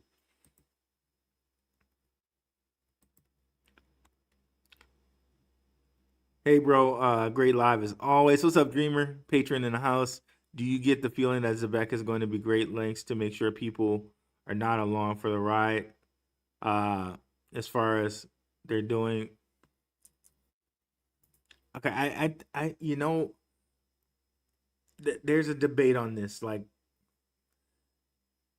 it does seem like sometimes when you see missteps, like they say, "Oh, well, the NHL didn't approve our ad," and now you see that their ad is completely up, and you see their ad in St. Louis or whatever, and that's really their ad. It's like, are you making purposeful missteps to have people not invest in the coin? I don't know. We really can't say that. We really can't say. But honestly, when you look back at certain things where people have come out and said certain things about Solana, and they said, like, it's been really big people, right, that'll say negative things about Solana, and then you see Solana, you've seen it, right? Solana went down to like $5, and now it's at like 150, 180, something like that, right? So it's like, I wouldn't doubt if some things are like that happening, but I really caution to say anything like that, because how can you prove it? You know what I mean? So I don't know. I don't know. I really can't say. But I know that there have been negative campaigns against things like Solana, things like Ethereum, things like Bitcoin, and look at them now, right? So that part I can say for sure. Like, how long have we seen that there's supposed to be this and that Ethereum killer? How long have we seen that, okay, Bitcoin is for, criminals and all of this stuff. So there's always these anti whatever campaigns, and even missteps that you see from people from the company, quote unquote, itself, where it's like, oh, Solana's always down and all of this other stuff, and Ethereum, we always have these big gas prices. But again, who are the people behind it?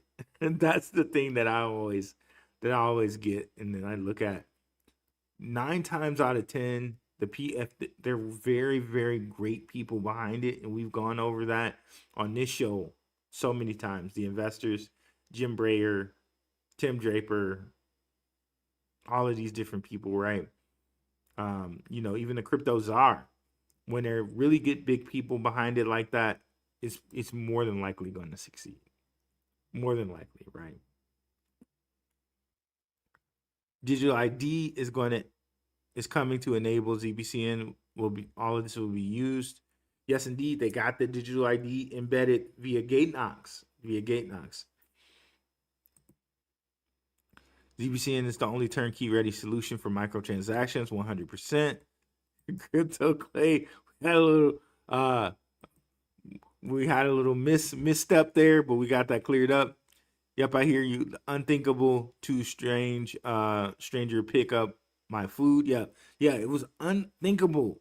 Just a couple years ago to have some stranger pick up your food and deliver it to you. Someone would look at you like, "Are you crazy?" They could put whatever in it. They could eat the food. They can spit in the food. Why would you ever have a stranger pick up your food? Now it's a commonplace. And Blockbuster, right? That's another thing, right? Where it's like, okay, now we stream movies. Like, and it only took a few years. Oh wow, OG Crypto, I didn't know you're 60. Wow. Jake's dances per minute. Now we're getting into the dating, right? And stuff. Will never let anyone near my food, John Doe. Little Caesar, both pizzas, one box. No hate. 44 here. Yes, indeed. Crypto Clay is around my age. Zbcn is going to be what they use to transition everyone to crypto. Yes, indeed. Yes, indeed. What's up, D86? D80, yeah, D87. How will we throw? Yeah, I know. We're gonna have to start swiping. Gotta start swiping at him. Oh man, that's funny. MySpace. 52 hours, 52 free hours. AI is generating everything in text, so 2-3 years for sure. Yep. I think so too, Josiani.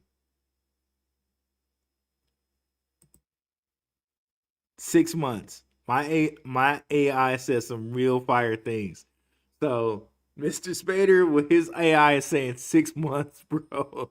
6 months in real time. I could totally see that. Real time payment being here in 6 months. And just the new way that people do things. Like I can see it catching on that quickly. Like we have it now. Natpay has given it, and Zebec have it right now. So, hey, 6 months, I could see that. People think instant payroll is 5 years to 10 years out. Sadly mistaken. NYC is already trialing UBI payments to citizens, and we're here in 2025. Let that sink in, people. We're already here. 100%. You got mail. Bank payments are like dial up. What's up, Wahoogie? BP Max Astrop Yazaba. What's that? Gator chips at the core. The illegal immigrants are still sending money back home. Yes, indeed. Oh, the legal immigrants. The legal immigrants are still sending money back home. That's right. 100%. Legal immigrants, first year, second year, generation immigrant families are still doing that. So it's still big business. It's still really, really big business, right? Will Western Union go away? I don't see a need for them anymore. Well, Western Union's a part of this with Ripple and all of this. Western Union is definitely underneath some of these cryptocurrencies.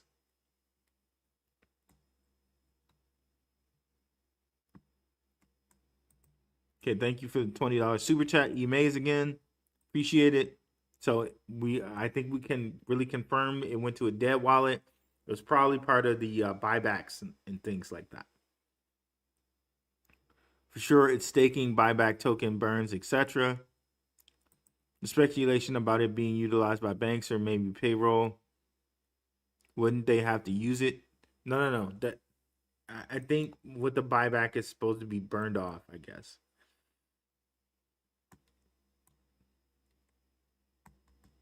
Let's see here. What's up, Hugo Gutierrez? I'm chilling here, sitting, listening to Seals, Kiss a Rose, thinking about my sweetheart, Monica Long. Let's go. What's up, Hugo Gutierrez in the house?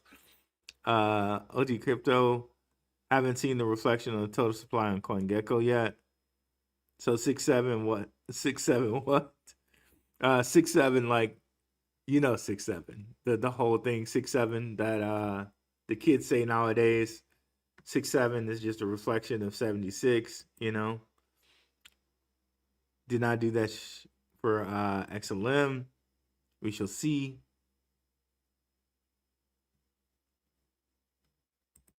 I'm not sure what this is. You're sharing E. Not sure if I can even copy it. I believe we see the effect of the burn currently, but I believe we definitely notice the effect of it in the coming years. Yes, indeed, for sure. And I don't think it was burnt possible, I guess. I feel the same way about XLM burnt. Jed did not burn it for nothing, but he did not do it because he is smart. So XLM did something like that too. Interesting. Well, great news for everybody. Have a good night, Ruel and fam. Good night. Appreciate you, OG Crypto.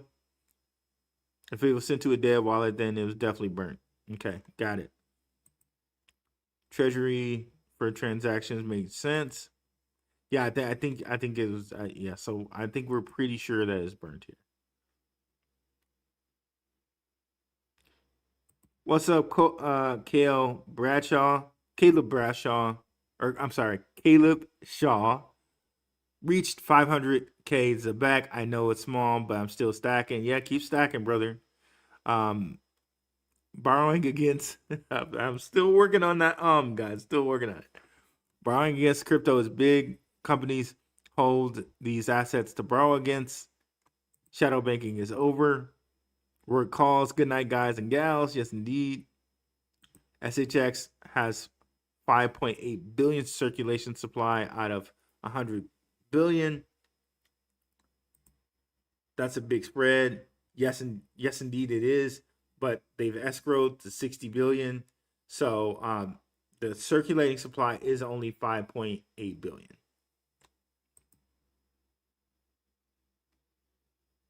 We're dropping in circulation. What are they working? Don't do it, Rue. It's just a crap coin. No announcement from Simon yet. Simon will probably anytime. Okay. I think you were talking about Vianti here. Yeah, I haven't really looked into Vianti. I don't know that I will or not. We'll see. Excerpt. So Sir Jacquez, what's up, Sir Jacquez? Frequent watcher as well. XRP, Zbcn, and Quant. Yes, indeed. Monica is dreamy. Just saying. Say, bruh. How much Zbcn is good enough? On Yatsky says at least 1 million. And says, great, that's what I have. I'll keep the DCENT. And nice 3-hour show tonight. I didn't even realize it was that. Wow. 3 hours tonight, guys. So if you made it to the end, definitely like and subscribe. We're on our way to 8,500 subscribers. Really, really close to getting to the 10K mark, of course. If you made it to the end, let's put in RTP for real-time payment system. Okay. That's connected to Natpay. Hey, RTP or Natpay. Okay, that's what you put in the comments once the live show is over. It'll help spread the show around. Thank you guys so much for a great show, and I'm out. Peace.